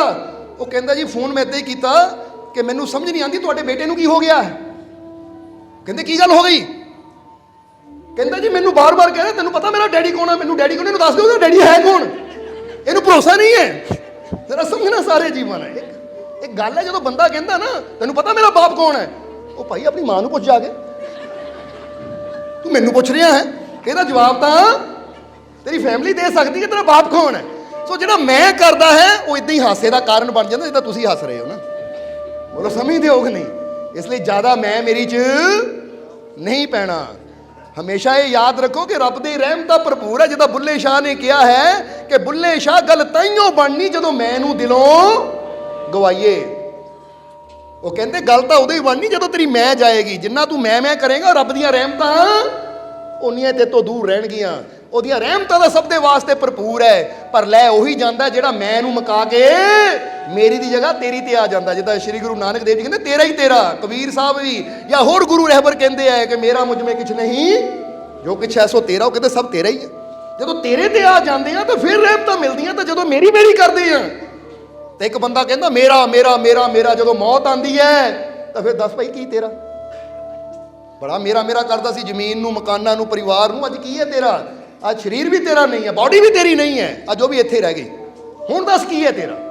ਨਹੀਂ ਤਾਂ ਅਸੀਂ ਕਈ ਵਾਰ ਕੁਐਸਚਨ ਕਰੀਦਾ, ਇੱਥੇ ਵੀ ਕਰਾਂਗੇ ਕਿ ਥੋੜੀ ਦੇਰ ਵਾਸਤੇ ਅੱਖਾਂ ਬੰਦ ਕਰਕੇ ਆਪਣੇ ਆਪ ਨੂੰ ਪੁੱਛੋ ਜੇ ਹੁਣੇ ਮੈਂ ਮਰ ਜਾਵਾਂ ਤਾਂ ਮੇਰਾ ਕੀ ਹੈ? ਕਿਹੜੀ ਚੀਜ਼ ਹੈ ਜਿਹਨੂੰ ਮੈਂ ਕਹਿੰਦਾ ਮੇਰਾ? ਹੁਣੇ ਹੀ ਮੇਰੀ ਇੱਥੇ ਮੌਤ ਹੋ ਜਾਵੇ ਤਾਂ ਮੈਂ ਕੀ ਹੈ, ਕਿਹੜੀ ਚੀਜ਼ ਨੂੰ ਕਹਿ ਸਕਦਾ ਮੇਰਾ? ਫਿਰ ਜਵਾਬ ਮਿਲੇਗਾ ਕਿ ਫਿਰ ਇਹ ਝੂਠੀ ਮੈਂ ਦੇ ਚੱਕਰ 'ਚ ਅਸੀਂ ਉਹ ਆਪਣੇ ਰੱਬ ਨੂੰ ਆਪਣੇ ਤੋਂ ਦੂਰ ਕਰ ਦਿੰਦੇ, ਜੋ ਕਿ ਸਹੀ ਮਾਇਨੇ 'ਚ ਸਾਡਾ ਹੈ, ਜੋ ਕਿ ਵਾਕਈ ਸਾਡੀ ਸੰਭਾਲ ਕਰਨ ਵਾਲਾ, ਸਾਨੂੰ ਬਚਾਉਣ ਵਾਲਾ ਹੈ। ਇਸ ਲਈ ਮੌਲਾਨਾ ਰੂਮੀ ਕਹਿੰਦੇ ਸਿੱਖਿਆ ਮਿਲੀ ਹੈ ਭੇਡ ਤੋਂ ਕਿ ਖਾਣਾ ਸਾਰਿਆਂ ਨੂੰ ਉਨਾ ਹੀ ਹੈ, ਪਰ ਜਿਹੜੀ ਜ਼ਿਆਦਾ ਮੈਂ ਕਰਦੀ ਹੈ ਉਹਦੇ ਹਿੱਸੇ ਖਾਣਾ ਘੱਟ ਆਂਦਾ ਹੈ। ਤੇ ਜਿਹੜੀਆਂ ਚੁੱਪ ਕਰਕੇ ਆਪਣੇ ਕਰਮ 'ਚ ਲੱਗੀਆਂ ਹੈ ਨਾ ਉਹ ਮਜ਼ੇ ਲਈ ਜਾਂਦੀਆਂ ਹੈ। ਇੱਦਾਂ ਜਿਹੜੇ ਚੁੱਪ ਕਰਕੇ ਸਿਮਰਨ ਕਰਦੇ ਆ, ਸਤਸੰਗ 'ਚ ਬਹਿੰਦੇ ਆ, ਜਾਂ ਨੇਕੀਆਂ ਕਰਦੇ ਆ, ਦਾਨ ਪੁੰਨ ਕਰਦੇ ਆ, ਅੱਛਾਈ ਦਾ ਕਰਮ ਕਰਦੇ ਆ, ਉਹ ਰੱਬ ਦੀਆਂ ਰਹਿਮਤਾਂ ਲਈ ਜਾਂਦੇ ਆ। ਤਾਂ ਕਈ ਕਰਮ ਕਰਨ ਦੀ ਬਜਾਏ ਬਸ ਰੌਲਾ ਪਾਉਣ 'ਚ ਲੱਗੇ ਰਹਿੰਦੇ ਆ, ਮੈਂ ਔਰ ਫਿਰ ਉਹਨਾਂ ਦੇ ਹੱਥੋਂ ਰੱਬ ਦੀਆਂ ਰਹਿਮਤਾਂ ਨਹੀਂ ਆਉਂਦੀਆਂ ਜੋ ਕਿ ਕਰਮ ਕਰਨ ਵਾਲੇ ਦੇ ਹੱਥ 'ਚ ਆਉਂਦੀਆਂ ਹੈ। ਬੋਲੋ ਸਮਝਦੇ ਹੋ ਕਿ ਨਹੀਂ? ਜਿੱਦਾਂ ਸਮਝ ਲਓ, ਇਹਨੂੰ ਇਦਾਂ ਉਦਾਹਰਨ ਦੇ ਕੇ ਸਮਝ ਲਈਏ ਕਿ ਇੱਕ ਜਗ੍ਹਾ ਬੱਚਿਆਂ ਦੀ ਰੇਸ ਹੋਣੀ ਹੈ, 10 ਬੱਚੇ ਹੈ, ਸਾਹਮਣੇ 골ਡ ਮੈਡਲ ਹੈ, ਯਾਨੀ ਜਿਹੜਾ ਜਿੱਤੇਗਾ ਉਹਨੂੰ 골ਡ ਮੈਡਲ ਮਿਲਣਾ ਹੈ। ਤੇ ਇੱਕ ਬੱਚਾ ਖੜਾ ਨਾਲ ਦੇ ਜਿਹੜੇ ਰੇਸ 'ਚ ਹਿੱਸਾ ਨਹੀਂ ਲੈ ਰਹੇ ਉਹਨਾਂ ਨੂੰ ਕਹਿ ਰਿਹਾ ਦੇਖਿਓ ਮੈਂ 골ਡ ਮੈਡਲ ਜਿੱਤ ਲੈਣਾ, ਉਹ ਦੇਖਿਓ ਮੈਂ ਹੁਣੀ, ਬਸ ਦੇਖਿਓ ਜਾ ਕੇ ਆਹ 골ਡ ਮੈਡਲ ਮੇਰੇ ਗਲ 'ਚ ਹੀ ਪੈਣਾ ਹੈ, ਫਿਕਰ ਨਾ ਕਰੋ। ਤੁਹਾਨੂੰ ਕੀ ਪਤਾ ਇਹ ਤੁਹਾਡਾ ਯਾਰ ਕੀ ਹੈ? ਇੱਦਾਂ ਦੀ ਗੱਲਾਂ ਕਰ ਰਿਹਾ ਹੈ। ਜਦੋਂ ਇੱਦਾਂ ਦੋਸਤਾਂ ਨੂੰ ਮੂੰਹ ਕਰਕੇ ਗੱਲਾਂ ਕਰ ਰਿਹਾ ਨਾ, ਤੇ ਇੱਕ ਦੋਸਤ ਨੇ ਕਿਹਾ ਉਹ ਭਰਾਵਾ ਉਹ ਰੇਸ ਸ਼ੁਰੂ ਹੋ ਗਈ ਹੈ, ਗੱਲਾਂ ਹੀ ਕਰੀ ਜਾਣੀਆਂ ਹੈ। ਬੋਲੋ ਸਮਝਦੇ ਹੋ ਕਿ ਨਹੀਂ? ਇੱਦਾਂ ਹੀ ਦੱਸਣਾ ਕੀ ਚਾਹੁੰਦੇ ਆ ਕਿ ਗੱਲਾਂ ਕਰਨ ਨਾਲ ਕਦੀ ਰੇਸ ਜਿੱਤੀ ਨਹੀਂ ਜਾਂਦੀ। ਰੇਸ ਜਿੱਤਣੀ ਹੈ ਤਾਂ ਗੱਲਾਂ ਵੱਲ ਧਿਆਨ ਘੱਟ ਤਾਂ ਆਪਣੇ ਟਾਰਗੇਟ ਵੱਲ ਧਿਆਨ ਜ਼ਿਆਦਾ ਹੋਣਾ ਚਾਹੀਦਾ ਹੈ। ਅੱਜ ਬੰਦਾ ਗੱਲਾਂ ਤਾਂ ਬਹੁਤ ਕਰਦਾ ਹੈ ਪਰ ਆਪਣੇ ਗੋਲ ਵੱਲ ਧਿਆਨ ਦਿੰਦਾ ਨਹੀਂ ਕਿ ਮੇਰੀ ਮੰਜ਼ਿਲ ਕੀ ਹੈ। ਮੈਂ ਗੱਲ ਨਾ ਕਰਾਂ ਬਲਕਿ ਮੈਂ ਕਰਮ ਕਰਾਂ ਤਾਂ ਕਿ ਮੇਰੀ ਜ਼ੁਬਾਨ ਨਾ ਬੋਲੇ, ਮੇਰੀ ਕਰਨੀ ਬੋਲੇ। ਮੈਂ ਇਹ ਨਾ ਕਹਾਂ ਮੈਂ 골ਡ ਮੈਡਲ ਜਿੱਤਣਾ ਹੈ, ਬਲਕਿ ਮੈਂ ਕਰਮ ਉਹ ਕਰਾਂ ਕਿ ਜਦੋਂ 골ਡ ਮੈਡਲ ਗਲ 'ਚ ਪਵੇ ਤਾਂ ਦੁਨੀਆ ਕਹੇ ਜਿੱਤ ਲਿਆ ਹੈ ਨਾ। ਮਜ਼ਾ ਤਾਂ ਇਹ 'ਚ ਹੈ ਨਾ। ਇਸ ਕਰਕੇ ਕਰਨੀ ਵੱਲ ਜ਼ੋਰ ਦੇਣਾ ਹੈ। ਹੁਣ ਫਿਰ ਜ਼ਰਾ ਧਿਆਨ ਦੇਣਾ, ਟਾਈਮ ਕਾਫੀ ਹੋ ਗਿਆ। ਇਸ ਲਈ ਮੌਲਾਨਾ ਰੂਮੀ ਦੇ ਨਾ ਜਿਹੜੇ 2-3 ਹੋਰ ਪੁਆਇੰਟ ਹੈ ਕਿ ਅਸੀਂ ਜਾਨਵਰਾਂ ਤੋਂ ਕੀ ਸਿੱਖਿਆ ਲੈ ਸਕਦੇ ਹਾਂ ਉਹਦੇ ਬਾਰੇ ਸਮਝ ਲਈਏ। ਫਿਰ ਮੌਲਾਨਾ ਰੂਮੀ ਨੇ ਕਿਹਾ, ਜ਼ਰਾ ਹੁਣ ਧਿਆਨ ਦੇਣ ਵਾਲੀ ਗੱਲ ਹੈ। ਤੁਰੇ ਜਾ ਰਹੇ ਸੀ, ਅੱਗੇ ਕੀ ਦੇਖਿਆ? ਅੱਗੇ ਦੇਖਿਆ ਕਿ ਇੱਕ ਬਗੁਲਾ ਇੱਕ ਨਾ ਤਲਾਬ 'ਚ ਖੜਾ ਹੈ। ਬਗੁਲਾ ਸਮਝਦੇ ਨਾ, ਬਗੁਲੇ ਨੂੰ ਤੁਸੀਂ, ਪੰਛੀ ਤਲਾਬ 'ਚ ਖੜਾ ਹੈ ਔਰ ਨਾ ਬੜਾ ਸ਼ਾਂਤ ਹੋ ਕੇ, ਸਥਿਰ ਹੋ ਕੇ ਖੜਾ ਹੈ। ਮੌਲਾਨਾ ਰੂਮੀ ਉੱਥੇ ਵੀ ਰੋਕ ਕੇ ਦੇਖਣ ਲੱਗ ਪਏ। ਇਸ ਲਈ ਦੇਖਿਆ ਤਾਂ ਫਿਰ ਮੌਲਾਨਾ ਰੂਮੀ ਮੁਸਕਰਾਏ। ਤਾਂ ਸੇਵਕਾਂ ਨੇ ਕਿਹਾ ਮਹਾਰਾਜ ਹੁਣ ਇਸ ਤੋਂ ਵੀ ਕੋਈ ਗਿਆਨ ਲਿਆ, ਕਿਉਂਕਿ ਪਤਾ ਸੀ ਕਿ ਇਹ ਪਹਿਲਾਂ ਭੇਡਾਂ ਨੂੰ ਦੇਖ ਰਹੇ ਸੀ ਤਾਂ ਹੱਸੇ, ਤਾਂ ਉਹਨਾਂ ਨੇ ਕਿਹਾ ਗਿਆਨ ਲਿਆ, ਤਾਂ ਹੁਣ ਬਗਲੇ ਨੂੰ ਦੇਖ ਰਹੇ ਆ ਭਾਈ ਮਹਾਰਾਜ ਇੱਥੋਂ ਵੀ ਕੋਈ ਗਿਆਨ ਲਿਆ। ਤਾਂ ਮੌਲਾਨਾ ਰੂਮੀ ਕਹਿੰਦੇ ਹਾਂ ਇਹ ਬਗਲੇ ਤੇ ਵੀ ਇੱਕ ਸਿੱਖਿਆ ਲਈ, ਕਿਉਂਕਿ ਮੈਂ ਦੇਖਿਆ ਕਿ ਮਛਲੀ ਕਿੰਨੀ ਚਲਾਏਮਾਨ ਹੈ, ਕਿੰਨੀ ਤੇਜ਼ ਹੈ, ਹੱਥ 'ਚ ਨਹੀਂ ਆਉਂਦੀ ਮਛਲੀ ਜਲਦੀ, ਪਰ ਇਹ ਬਗਲਾ ਇੰਨਾ ਸਥਿਰ ਹੋ ਕੇ ਆਪਣੀਆਂ ਸਾਰੀਆਂ ਇੰਦਰੀਆਂ ਨੂੰ, ਆਪਣੇ ਸਾਰੇ ਧਿਆਨ ਨੂੰ ਪੂਰੀ ਤਰ੍ਹਾਂ ਮਛਲੀ ਤੇ ਕੇਂਦਰਿਤ ਕਰ ਦਿੰਦਾ ਹੈ। ਜਿਹੜੀ ਮਛਲੀ ਇੱਦਾਂ ਘੁੰਮਦੀ ਹੈ ਨਾ, ਇੰਨਾ ਧਿਆਨ ਨੂੰ ਕੇਂਦਰਿਤ ਕਰ ਦਿੰਦਾ ਸ਼ਾਂਤ ਹੋ ਕੇ ਕਿ ਜਿੱਦਾਂ ਹੀ ਉਹ ਮਛਲੀ ਆਉਂਦੀ ਹੈ ਚੁੰਝ ਮਾਰਦਾ ਤਾਂ ਉਹਨੂੰ ਖਾ ਜਾਂਦਾ ਹੈ। ਯਾਨੀ ਇਹ ਉਹ ਚੀਜ਼ ਨੂੰ ਪਾ ਲੈਂਦਾ ਜਿਹੜੀ ਪਾਣ ਵਾਸਤੇ ਇੱਥੇ ਖੜਾ ਹੈ। ਕਹਿੰਦੇ ਇੱਥੋਂ ਇਹ ਗਿਆਨ ਮਿਲਦਾ ਹੈ ਕਿ ਜਦੋਂ ਅਸੀਂ ਕੋਈ ਕਰਮ ਕਰੀਏ ਨਾ, ਜਦੋਂ ਅਸੀਂ ਕੋਈ ਵੀ ਕੰਮ ਕਰੀਏ ਤਾਂ ਆਪਣੇ ਆਪ ਨੂੰ ਇਦਾਂ ਉਹਦੇ 'ਚ ਕੇਂਦਰਿਤ ਕਰ ਦਈਏ ਕਿ ਫਿਰ ਆਲੇ ਦੁਆਲੇ ਕਿਸੇ ਚੀਜ਼ ਵੱਲ ਜ਼ਿਆਦਾ ਧਿਆਨ ਜਾਵੇ ਹੀ ਨਾ, ਆਲੇ ਦੁਆਲੇ ਕਿਸੇ ਚੀਜ਼ ਦੀ ਫਿਕਰ ਸਾਨੂੰ ਹੋਵੇ ਹੀ ਨਾ। ਪੂਰੀ ਤਰ੍ਹਾਂ ਅਸੀਂ ਉਹ ਕੰਮ ਜਿੱਦਾਂ ਲੱਗ ਜੀ ਕਿ ਜਦ ਤੱਕ ਇਹ ਕੰਮ ਜੋ ਕਰ ਰਹੇ ਆ ਇਹ ਸਫਲ ਨਾ ਹੋ ਜਾਵੇ, ਪੂਰਾ ਨਾ ਹੋ ਜਾਵੇ, ਅਸੀਂ ਡਿਸਟਰੈਕਟ ਨਹੀਂ ਹੋਣਾ। ਅਸੀਂ ਪੂਰੀ ਤਰ੍ਹਾਂ ਆਪਣਾ ਧਿਆਨ ਇੱਧਰ ਰੱਖਣਾ ਹੈ। ਜਿੱਦਾਂ ਹੁਣ ਫਰਜ਼ ਕਰੋ ਸਤਸੰਗ 'ਚ ਬੈਠੇ ਆ, ਤਾਂ ਜੇ ਸਤਸੰਗ 'ਚ ਬੈਠੇ ਆ ਤਾਂ ਪੂਰੀ ਤਰ੍ਹਾਂ ਫਿਰ ਇਹ ਨਾ ਦੇਖੋ ਗਲੀ 'ਚ ਕੌਣ ਗੱਲਾਂ ਕਰ ਰਿਹਾ, ਇੱਧਰ ਕੌਣ ਜਾ ਰਿਹਾ, ਉੱਧਰ ਕੌਣ ਆ ਰਿਹਾ। ਜੇ ਧਿਆਨ ਤੇ ਬੈਠੇ ਆ ਤਾਂ ਇਹ ਨਾ ਸੋਚੋ ਉੱਧਰ ਆ ਟੀਵੀ ਤੇ ਕੀ ਚੱਲ ਰਿਹਾ, ਫਲਾਨੀ ਜਗ੍ਹਾ ਕੀ ਚੱਲ ਰਿਹਾ ਹੈ। ਯਾਨੀ ਜਿਹੜਾ ਵੀ ਕੰਮ ਕਰਨਾ ਚਾਹੇ 10 ਮਿੰਟ ਹੀ ਕਰਨਾ ਹੋਵੇ, ਪੂਰੀ ਤਰ੍ਹਾਂ ਉਹ ਕੰਮ 'ਚ ਡੁੱਬ ਜਾਓ, ਤਾਂ ਫਿਰ ਸਾਨੂੰ ਸਫਲਤਾ ਵੀ ਜ਼ਰੂਰ ਮਿਲੇਗੀ। ਹੁੰਦਾ ਕੀ ਹੈ ਜਦੋਂ ਬੰਦਾ ਕਰਦਾ ਹੈ, ਬੈਠਾ ਇਦਾਂ ਹੁੰਦਾ, ਧਿਆਨ ਕਿਤੇ ਹੋਰ ਹੁੰਦਾ ਹੈ। ਬੋਲੋ ਸਮਝਦੇ ਹੋ ਨਹੀਂ? ਔਰ ਜਿੱਥੇ ਅਸੀਂ ਡਬਲ ਮਾਈਂਡ ਹੋ ਕੇ, ਜਿੱਦਾਂ ਚਣਕਿਆ ਇੱਕ ਗੱਲ ਕਹਿੰਦੇ ਸੀ ਕਿ ਜੇ ਤੂੰ 2 ਖਰਗੋਸ਼ਾਂ ਮਗਰ ਦੌੜੇਗਾ ਤਾਂ ਇੱਕ ਵੀ ਹੱਥ ਨਹੀਂ ਆਣਾ। 2 ਰੈਬਿਟ ਹੈ, 2 ਖਰਗੋਸ਼ ਇਕੱਠੇ ਆ ਨਾ, ਉਹਨਾਂ ਦੋਨਾਂ ਮਗਰ ਦੌੜੇਗਾ ਫੜਨ ਵਾਸਤੇ ਤਾਂ ਇੱਕ ਵੀ ਹੱਥ ਨਹੀਂ ਆਣਾ। ਇਸ ਲਈ 2 ਨੂੰ ਛੱਡ ਕੇ ਇੱਕ ਦੇ ਮਗਰ ਪੈ ਜਾ, ਫਿਰ ਸੰਭਾਵਨਾ ਹੈ ਉਹਨੂੰ ਤੂੰ ਪਕੜ ਸਕਦਾ ਹੈ, ਤੈਨੂੰ ਕਾਮਯਾਬੀ ਮਿਲ ਸਕਦੀ ਹੈ। ਇਸੇ ਤਰ੍ਹਾਂ ਉਹ ਕਹਿੰਦੇ ਬਗਲੇ ਤੋਂ ਸਿੱਖਿਆ ਕਿ ਮਛਲੀ ਜਿੰਨੀ ਮਰਜ਼ੀ ਤੇਜ਼ ਹੈ, ਹੱਥ ਨਹੀਂ ਆਂਦੀ, ਪਰ ਜਿਹੜਾ ਪੂਰੀ ਤਰ੍ਹਾਂ ਧਿਆਨ ਉੱਧਰ ਲਾ ਦਿੰਦਾ ਹੈ ਫਿਰ ਉਹ ਨਾ ਹੱਥਾਂ ਵਾਲੀ ਚੀਜ਼ ਵੀ ਹੱਥ ਆ ਜਾਂਦੀ ਹੈ। ਹੁਣ ਕਈ ਵਾਰ ਕਈ ਕਹਿੰਦੇ ਨਾ ਆ ਟੈਸਟ ਬੜਾ ਔਖਾ ਹੈ, ਆ ਕੰਮ ਬੜਾ ਔਖਾ ਹੈ। ਇਹ ਔਖਾ ਉਹਨਾਂ ਵਾਸਤੇ ਜਿਨ੍ਹਾਂ ਦਾ ਧਿਆਨ ਆਲੇ ਦੁਆਲੇ ਭਟਕਦਾ ਹੈ। ਤਾਂ ਜਿਨ੍ਹਾਂ ਨੇ ਇੱਕੋ ਹੀ ਪਾਸੇ ਧਿਆਨ ਲਾ ਦਿੱਤਾ ਕਿ ਇਹੀ ਮੇਰਾ ਮਕਸਦ ਹੈ ਕਿ ਇਹ ਕੰਮ ਕਰਕੇ ਹੀ ਮੈਂ ਹਟਣਾ ਹੈ, ਤਾਂ ਜਿਹੜਾ ਪੂਰੀ ਤਰ੍ਹਾਂ ਉਧਰ ਧਿਆਨ ਲਾ ਦਿੰਦਾ ਹੈ ਫਿਰ ਉਹਨੂੰ ਕਾਮਯਾਬੀ ਵੀ ਜ਼ਰੂਰ ਮਿਲਦੀ ਹੈ। ਤਾਂ ਹੀ ਤਾਂ ਜਿੰਨੇ ਬੜੇ ਬੜੇ ਅਵਿਸ਼ਕਾਰ ਹੋਏ ਹੈ ਨਾ, ਜਰਾ ਯਾਦ ਰੱਖਣਾ। ਤੁਹਾਨੂੰ ਪਤਾ ਨਾ ਪਲੇਨ ਦੀ, ਐਰੋਪਲੇਨ ਦੀ ਖੋਜ ਕਿਹਨਾਂ ਕੀਤੀ ਸੀ? ਰਾਈਟ ਬ੍ਰਦਰ ਨੇ। Right brother. ਹੁਣ ਰਾਈਟ ਬ੍ਰਦਰ ਕੌਣ ਸੀ? ਉਹ ਕੋਈ ਸਾਇੰਟਿਸਟ ਨਹੀਂ ਸੀ, ਕੋਈ ਇੰਜੀਨੀਅਰ ਨਹੀਂ ਸੀ, ਪੜ੍ਹੇ ਲਿਖੇ ਵੀ ਘੱਟ ਸੀ। ਉਹ ਸਾਈਕਲ ਮਕੈਨਿਕ ਸੀ। ਸਾਈਕਲਾਂ ਯਾਨੀ ਸਾਈਕਲਾਂ ਦੀ ਦੁਕਾਨ ਸੀ, ਸਾਈਕਲ ਠੀਕ ਕਰਦੇ ਹੁੰਦੇ ਸੀ। ਕਿਹੜੇ ਮਕੈਨਿਕ ਸੀ? ਸਾਈਕਲ। ਕੋਈ ਇੰਜੀਨੀਅਰ ਨਹੀਂ ਸੀ, ਕੋਈ ਡਿਗਰੀਆਂ ਨਹੀਂ ਸੀ ਉਹਨਾਂ ਦੇ ਕੋਲ, ਕੋਈ ਉਹਨਾਂ ਦੇ ਕੋਲ ਸਾਇੰਸ ਦੀ ਨੌਲੇਜ ਨਹੀਂ ਸੀ। ਉਹ ਸਧਾਰਨ ਜੇ ਇੱਕ ਸਾਈਕਲ ਮਕੈਨਿਕ ਸੀ, ਪੜ੍ਹੇ ਲਿਖੇ ਵੀ ਘੱਟ ਸੀ। ਜਰਾ ਸਮਝਣਾ ਸਾਰਿਆਂ ਨੇ। ਫਿਰ ਵੀ ਇੱਕ ਮਨ ਦੇ ਵਿੱਚ ਸੋਚ ਆ ਗਈ ਕਿ ਅਸੀਂ ਪਲੇਨ ਬਣਾਉਣਾ ਹੈ।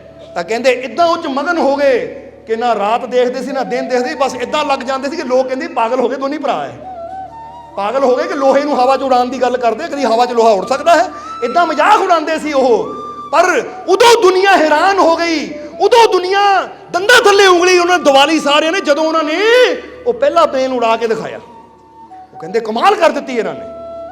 ਸੋ ਮਜ਼ਾ ਤਾਂ ਇਹੀ ਹੈ ਕਿ ਜਿਹਨੂੰ ਦੁਨੀਆ ਕਹਿੰਦੀ ਅਸੰਭਵ ਨਹੀਂ ਹੋ ਸਕਦਾ, ਇਦਾਂ ਆਪਣੇ ਮਕਸਦ ਨੂੰ ਪਕੜ ਲਓ ਕਿ ਜਦ ਤੱਕ ਮੈਨੂੰ ਇਹ 'ਚ ਕਾਮਯਾਬੀ ਨਾ ਮਿਲ ਜਾਵੇ ਉਦੋਂ ਤੱਕ ਮੈਂ ਹਟਣਾ ਨਹੀਂ ਹੈ। ਦੁਨੀਆ ਨੂੰ ਕਰਕੇ ਦਿਖਾਣਾ। ਜਿਹਨੂੰ ਦੁਨੀਆ ਕਹਿੰਦੀ ਨਹੀਂ ਹੋ ਸਕਦਾ, ਮੈਨੂੰ ਵਿਸ਼ਵਾਸ ਹੈ ਜੇ ਮੇਰੇ ਮਾਲਕ ਦੀ ਰਹਿਮਤ ਮੇਰੇ ਨਾਲ ਹੈ ਤਾਂ ਸੰਭਵ ਵੀ ਸੰਭਵ ਹੋਏਗਾ। ਇਸ ਵਿਸ਼ਵਾਸ ਨਾਲ ਲੱਗ ਜਾਓ। ਇਹਨੂੰ ਕਹਿੰਦੇ ਇੱਕ ਪਾਸੇ ਜੁੜ ਜਾਣਾ। ਤਾਂ ਜੇ ਰਾਈਟ ਬ੍ਰਦਰ, ਹੁਣ ਉਹਨਾਂ ਦਾ ਪਲੇਨ ਕੋਈ ਇੱਕ ਦਿਨ 'ਚ ਨਹੀਂ ਤਿਆਰ ਹੋ ਗਿਆ ਸੀ, ਇੱਕ ਮਹੀਨੇ 'ਚ ਨਹੀਂ ਤਿਆਰ ਹੋ ਗਿਆ ਸੀ, ਕਈ ਸਾਲ ਲੱਗੇ ਸੀ।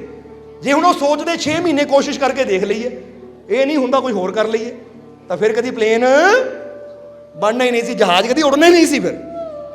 ਕਿਉਂਕਿ ਇੱਕ ਚੀਜ਼ ਨੂੰ ਨਾ ਟਾਰਗੇਟ ਬਣਾ ਲਿਆ, ਕੰਮ ਕਰਨਾ ਹੈ ਤਾਂ ਮੈਂ ਕਰਨਾ ਹੈ। ਹੁਣ ਕਮ ਸੇ ਕਮ ਅਸੀਂ ਦਿਨ ਦੇ ਵਿੱਚ ਤਾਂ ਇਦਾਂ ਕਰ ਸਕਦੇ ਹਾਂ ਨਾ ਕਿ ਜਦੋਂ ਮੈਂ ਦਿਨ 'ਚ ਕੋਈ ਵੀ ਕੰਮ ਕਰਨਾ ਹੈ ਤਾਂ ਉਹਦਾ ਬਣਾ ਲਵਾਂ ਕਿ ਜਦੋਂ ਮੈਂ ਆਹ ਕੰਮ ਕਰਨਾ ਆ ਤਾਂ ਪੂਰੀ ਤਰ੍ਹਾਂ ਇਹ ਕੰਮ ਖਤਮ ਕਰਕੇ ਅਗਲੇ ਬਾਰੇ ਸੋਚਣਾ ਹੈ। ਪਰ ਹੁੰਦਾ ਕਿ ਬੰਦਾ ਕਰਦਾ ਆਇਆ ਸੋਚਦਾ ਉਹ ਵੀ ਕਰਨਾ ਹੈ, ਉਹ ਵੀ ਕਰਨਾ ਹੈ, ਉਹ ਵੀ ਕਰਨਾ ਹੈ, ਫਿਰ ਸੋਚ ਕੇ ਬੰਦਾ ਪਰੇਸ਼ਾਨ ਹੋ ਜਾਂਦਾ ਹੈ। ਜਿੱਦਾਂ ਕਈ ਵਾਰ ਸੱਚ ਦੱਸਿਓ, ਘਰ 'ਚ ਜ਼ਿਆਦਾ ਖਲਾਰਾ ਪਿਆ ਹੋਵੇ, ਘਰ 'ਚ ਬਰਤਨ ਜ਼ਿਆਦਾ ਹੋਣ, ਤਾਂ ਬੰਦਾ ਉਹਦੇ ਓਹੋ ਇੰਨਾ ਕੰਮ, ਟੈਨਸ਼ਨ ਲੈ ਲੈਂਦਾ ਬੰਦਾ, ਬਿਮਾਰ ਹੋ ਜਾਂਦਾ, ਸਿਰ ਦੁਖਣ ਲੱਗ ਜਾਂਦਾ ਹੈ। ਇਹਦੇ ਨਾਲੋਂ ਚੰਗਾ ਟੈਨਸ਼ਨ ਲੈਣ ਦੀ ਬਜਾਏ ਬੰਦਾ ਕਰੇ ਕਿ ਮੈਂ ਸ਼ੁਰੂਆਤ ਕਰਾਂ ਪਹਿਲਾਂ ਆ ਛੋਟੀ ਚੀਜ਼ ਤੋਂ। ਜਿੱਦਾਂ ਬੰਦਾ ਕਹੇ ਪਹਿਲਾਂ ਬੈੱਡ ਸਾਫ਼ ਕਰਨਾ ਹੈ, ਚਲੋ ਬੈੱਡ ਦਾ ਖਲਾਰਾ, ਇਹਨੂੰ ਚਾਦਰ, ਹੁਣ ਇੱਕ ਕੰਮ ਹੋ ਗਿਆ, ਫਿਰ ਬੰਦਾ ਕਹੇ ਆਹ ਕਰਨਾ ਹੈ, ਉਹ ਹੋ ਗਿਆ ਆਹ ਕਰਨਾ ਹੈ। ਯਾਨੀ ਸਟੈਪ ਬਾਈ ਸਟੈਪ ਜਦੋਂ ਅਸੀਂ ਕਰਦੇ ਹਾਂ ਕੰਮ ਵੀ ਹੋ ਜਾਂਦਾ ਤਾਂ ਟੈਨਸ਼ਨ ਵੀ ਨਹੀਂ ਹੁੰਦੀ। ਬੋਲੋ ਸਮਝਦੇ ਹੋ ਕਿ ਨਹੀਂ? ਹੁਣ ਤੁਹਾਡੇ ਪੂਰੇ ਦਿਨ 'ਚ 10 ਕੰਮ ਹੈ, ਤੁਸੀਂ 10 ਨੂੰ ਇਕੱਠਾ ਸੋਚੋਗੇ ਤਾਂ ਪਾਗਲ ਹੋ ਜਾਣਾ ਹੈ। ਪਰ ਜੇ ਸੋਚੋਗੇ 10 ਕੰਮ ਹੈ, ਫਿਰ ਦੇਖ ਲਵਾਂ ਸਭ ਤੋਂ ਜ਼ਰੂਰੀ ਕਿਹੜਾ ਹੈ, ਜਿਹੜਾ ਜ਼ਰੂਰੀ ਪਹਿਲਾਂ ਕਰਾਂ, ਫਿਰ ਦੂਜੇ ਨੰਬਰ ਤੇ ਦੂਜਾ, ਤੀਜੇ ਨੰਬਰ ਤੇ ਤੀਜਾ। ਇਹਦੇ ਸ਼ਾਮ ਹੁੰਦੇ ਹੁੰਦੇ ਕੰਮ ਵੀ ਹੋ ਜਾਣਗੇ, ਟੈਨਸ਼ਨ ਵੀ ਨਹੀਂ ਹੋਏਗੀ। ਬੋਲੋ ਸਮਝਦੇ ਹੋ ਕਿ ਨਹੀਂ? ਇਹਨੂੰ ਇਦਾਂ ਸਮਝ ਲਓ ਜਿੱਦਾਂ ਕੋਈ ਇੱਥੇ ਟੇਲਰ ਬੈਠਾ ਨਾ, ਉਹਨੇ ਇੱਕ ਪੂਰਾ ਸੂਟ ਸੀਣਾ ਹੋਵੇ। ਜੇ ਪੂਰਾ ਸੂਟ ਇੱਕ ਦਿਨ 'ਚ ਕਿੱਦਾਂ ਹੋਏਗਾ? ਬੜਾ ਮੁਸ਼ਕਿਲ ਹੈ। ਚੱਲ ਇਦਾਂ ਕਰਦੇ, ਪਹਿਲਾਂ ਇੱਕ ਪਹੁੰਚਾ ਹੀ ਸੀ ਲਾਵਾਂ, ਪਹਿਲਾਂ ਇੱਕ ਬਾਂਹ ਹੀ ਸੀ ਲਾਵਾਂ। ਚਲੋ ਹੁਣ ਪਹਿਲਾਂ ਮੈਂ ਆ ਇੱਕ ਬਾਂਹ ਨੂੰ ਪੂਰੀ ਨੂੰ ਸੀਣ ਲਾ ਦੇਵਾਂ। ਜਦੋਂ ਇੱਕ ਇੱਕ ਪਾਰਟ ਬਣਦਾ ਫਿਰ ਬੰਦੇ ਨੂੰ ਹਿੰਮਤ ਹੁੰਦੀ ਇੰਨਾ ਕਰ ਲਿਆ, ਚਲੋ ਅੱਗੇ ਵੀ ਕਰ ਲਵਾਂ, ਅੱਗੇ ਵੀ ਕਰ ਲਵਾਂ। ਉਹ ਅੱਗੇ ਕਰਦਿਆਂ ਚੀਜ਼ ਨਿਕਲ ਜਾਂਦੀ ਹੈ। ਜਿੱਦਾਂ ਇੱਕ ਬਹੁਤ ਬੜੇ ਨਾ ਡਾਕਟਰ ਹੋਏ, ਡਾਕਟਰ ਜੋਸਫ ਬਰਫੀ, ਰਾਈਟਰ ਹੈ, ਉਹ ਬਹੁਤ ਬੜੇ ਰਾਈਟਰ ਹੈ। ਉਹ ਕਹਿੰਦੇ ਇੱਕ ਵਾਰ ਨਾ ਅਸੀਂ ਐਸੀ ਜਗ੍ਹਾ ਚਲੇ ਗਏ ਜਿੱਥੇ ਬੜਾ ਬਰਫੀਲਾ ਤੂਫਾਨ ਸੀ, ਰਸਤਾ ਅੱਗੇ ਨਜ਼ਰ ਨਹੀਂ ਆਉਂਦਾ ਸੀ ਔਰ ਸਾਡੀ ਮੰਜ਼ਿਲ ਬੜੀ ਦੂਰ ਸੀ। ਹੁਣ ਰਸਤਾ ਕੋਈ ਨਜ਼ਰ ਨਾ ਆਵੇ, ਸਾਰੀਆਂ ਗੱਡੀਆਂ ਖੜ ਗਈਆਂ, ਪਰ ਅਸੀਂ ਚੱਲਦੇ ਹੀ ਗਏ। ਉਹ ਕਿੱਦਾਂ ਚਲੇ, ਕਿਹੜੀ ਚੀਜ਼ ਨਾਲ ਚਲੇ ਕਿ ਉੱਥੇ ਨਾ ਰਸਤੇ 'ਚ ਡਰਮ ਲੱਗੇ ਹੋਏ ਸੀ, ਸਾਈਡਾਂ ਤੇ ਡਰਮ, ਜਿਹੜੇ ਕਿ ਗੱਡੀ ਡਿੱਗੇ ਆਲੇ ਦੁਆਲੇ, ਜਿੱਦਾਂ ਅੱਜ ਕੱਲ੍ਹ, ਉਹ ਪੁਰਾਣੇ ਸਮੇਂ ਦੀ ਗੱਲ ਹੈ, ਅੱਜ ਕੱਲ੍ਹ ਆਲੇ ਦੁਆਲੇ ਰੇਲਿੰਗ ਬਣ ਜਾਂਦੀ ਹੈ ਨਾ, ਤੇ ਗੱਡੀ ਕੋਈ ਗਿਰੇ ਨਾ ਪਹਾੜੀ ਤੋਂ ਥੱਲੇ। ਕਹਿੰਦੇ ਉੱਥੇ ਡਰਮ ਲੱਗੇ ਹੋਏ ਸੀ ਜਿਹੜੇ ਕਿ 20-20 ਫੁੱਟ ਦੀ ਦੂਰੀ ਤੇ ਅਸੀਂ ਪਤਾ ਕੀ ਕਰਦੇ ਸੀ, ਅਸੀਂ ਪੂਰੇ ਰਸਤੇ ਦੀ ਫਿਕਰ ਕਰਨ ਦੀ ਬਜਾਏ ਸੋਚਦੇ ਸੀ ਆਹ ਡਰਮ ਤੋਂ ਉਹ ਡਰਮ ਤੱਕ ਜਾਣਾ ਹੈ। ਕਹਿੰਦੇ ਡਰਮ ਦੇਖ ਕੇ ਤੁਰਦੇ ਸੀ, ਆਹ ਡਰਮ ਤੋਂ ਹੋਰ ਅੱਗੇ, ਯਾਨੀ ਆਹ ਡਰਮ ਆ ਗਿਆ, ਹੁਣ ਅੱਗੇ 20 ਫੁੱਟ ਤੇ ਡਰਮ ਹੈ, ਉੱਥੇ ਤੱਕ ਗੱਡੀ ਲੈ ਕੇ ਜਾਣੀ ਹੈ। ਫਿਰ ਉਹ ਤੋਂ ਅਗਲਾ ਦੇਖਦੇ ਸੀ, ਉਹ ਤੋਂ ਅਗਲਾ ਦੇਖਦੇ ਸੀ, ਇੱਥੇ ਦੂਰ ਦਾ ਰਸਤਾ ਨਜ਼ਰ ਨਹੀਂ ਆਉਂਦਾ ਸੀ, ਪਰ ਉਹ ਡਰਮ ਨਜ਼ਰ ਆਉਣ ਕਰਕੇ ਅਸੀਂ ਬੜੀ ਆਸਾਨੀ ਨਾਲ ਆਪਣੇ ਮੰਜ਼ਿਲ ਤੇ ਪਹੁੰਚ ਗਏ। ਅਜੇ ਬੰਦਾ ਪਹਿਲੇ ਸੋਚੋ ਦਿੱਲੀ ਜਾਣਾ ਤਾਂ ਬਾਰਿਸ਼ ਬੜੀ ਹੈ ਤੂਫਾਨ ਬੜਾ, ਦਿੱਲੀ ਇੱਥੋਂ 400 ਕਿਲੋਮੀਟਰ ਹੈ, 300 ਕਿਲੋਮੀਟਰ, ਜਾਵਾਂਗੇ ਕਿੱਦਾਂ? ਤਾਂ ਫਿਰ ਉਹ ਟੈਨਸ਼ਨ ਆਉਂਦੀ ਹੈ, ਬੰਦਾ ਸੋਚੇ ਬਾਰਿਸ਼ ਜ਼ਿਆਦਾ ਆ, ਚਲੋ ਰਾਮਾ ਮੰਡੀ ਤੱਕ ਪਹਿਲਾਂ ਚਲੀਏ, ਰਾਮਾ ਮੰਡੀ ਤੱਕ ਆ ਗਏ, ਚਲੋ ਲਵਲੀ ਯੂਨੀਵਰਸਿਟੀ ਤੱਕ ਚਲੀਏ, ਚਲੋ ਫਗਵਾੜੇ ਤੱਕ ਚਲੀਏ, ਚਲੋ ਹੁਣ ਲੁਧਿਆਣੇ ਤੱਕ ਚੱਲਦੇ। ਇੱਦਾਂ ਬੰਦਾ ਥੋੜਾ ਪਾਰਟ ਵਿੱਚ ਜਦੋਂ ਵੰਡ ਲੈਂਦਾ, ਟੈਨਸ਼ਨ ਘਟ ਜਾਂਦੀ ਹੈ ਔਰ ਸਫ਼ਰ ਮੁੱਕ ਜਾਂਦਾ ਹੈ। ਹੁਣ ਫਰਜ਼ ਕਰੋ ਕਿਸੇ ਦਾ weight ਓਵਰ ਹੈ, ਉਹ ਸੋਚੇ ਮੇਰਾ 100 ਕੁਆਂਟਲ, ਜਾਂ 100 ਕੁਆਂਟਲ ਜ਼ਿਆਦਾ ਹੋ ਗਿਆ ਨਾ, ਮੇਰਾ 1 ਕੁਆਂਟਲ 100 ਕਿਲੋ, 100 ਕਿਲੋ ਕਹਿਣਾ ਸੀ, 100 ਕੁਆਂਟਲ ਹੋ ਗਿਆ। ਉਹ ਕਹਿੰਦਾ ਮੇਰਾ 100 ਕਿਲੋ weight ਹੈ, ਹੁਣ ਮੈਂ 70 ਕਿਲੋ ਕਰਨਾ ਆ, 30 ਕਿਲੋ ਘਟਾਉਣਾ ਹੈ, ਯਾਰ ਬੜਾ ਔਖਾ ਹੈ।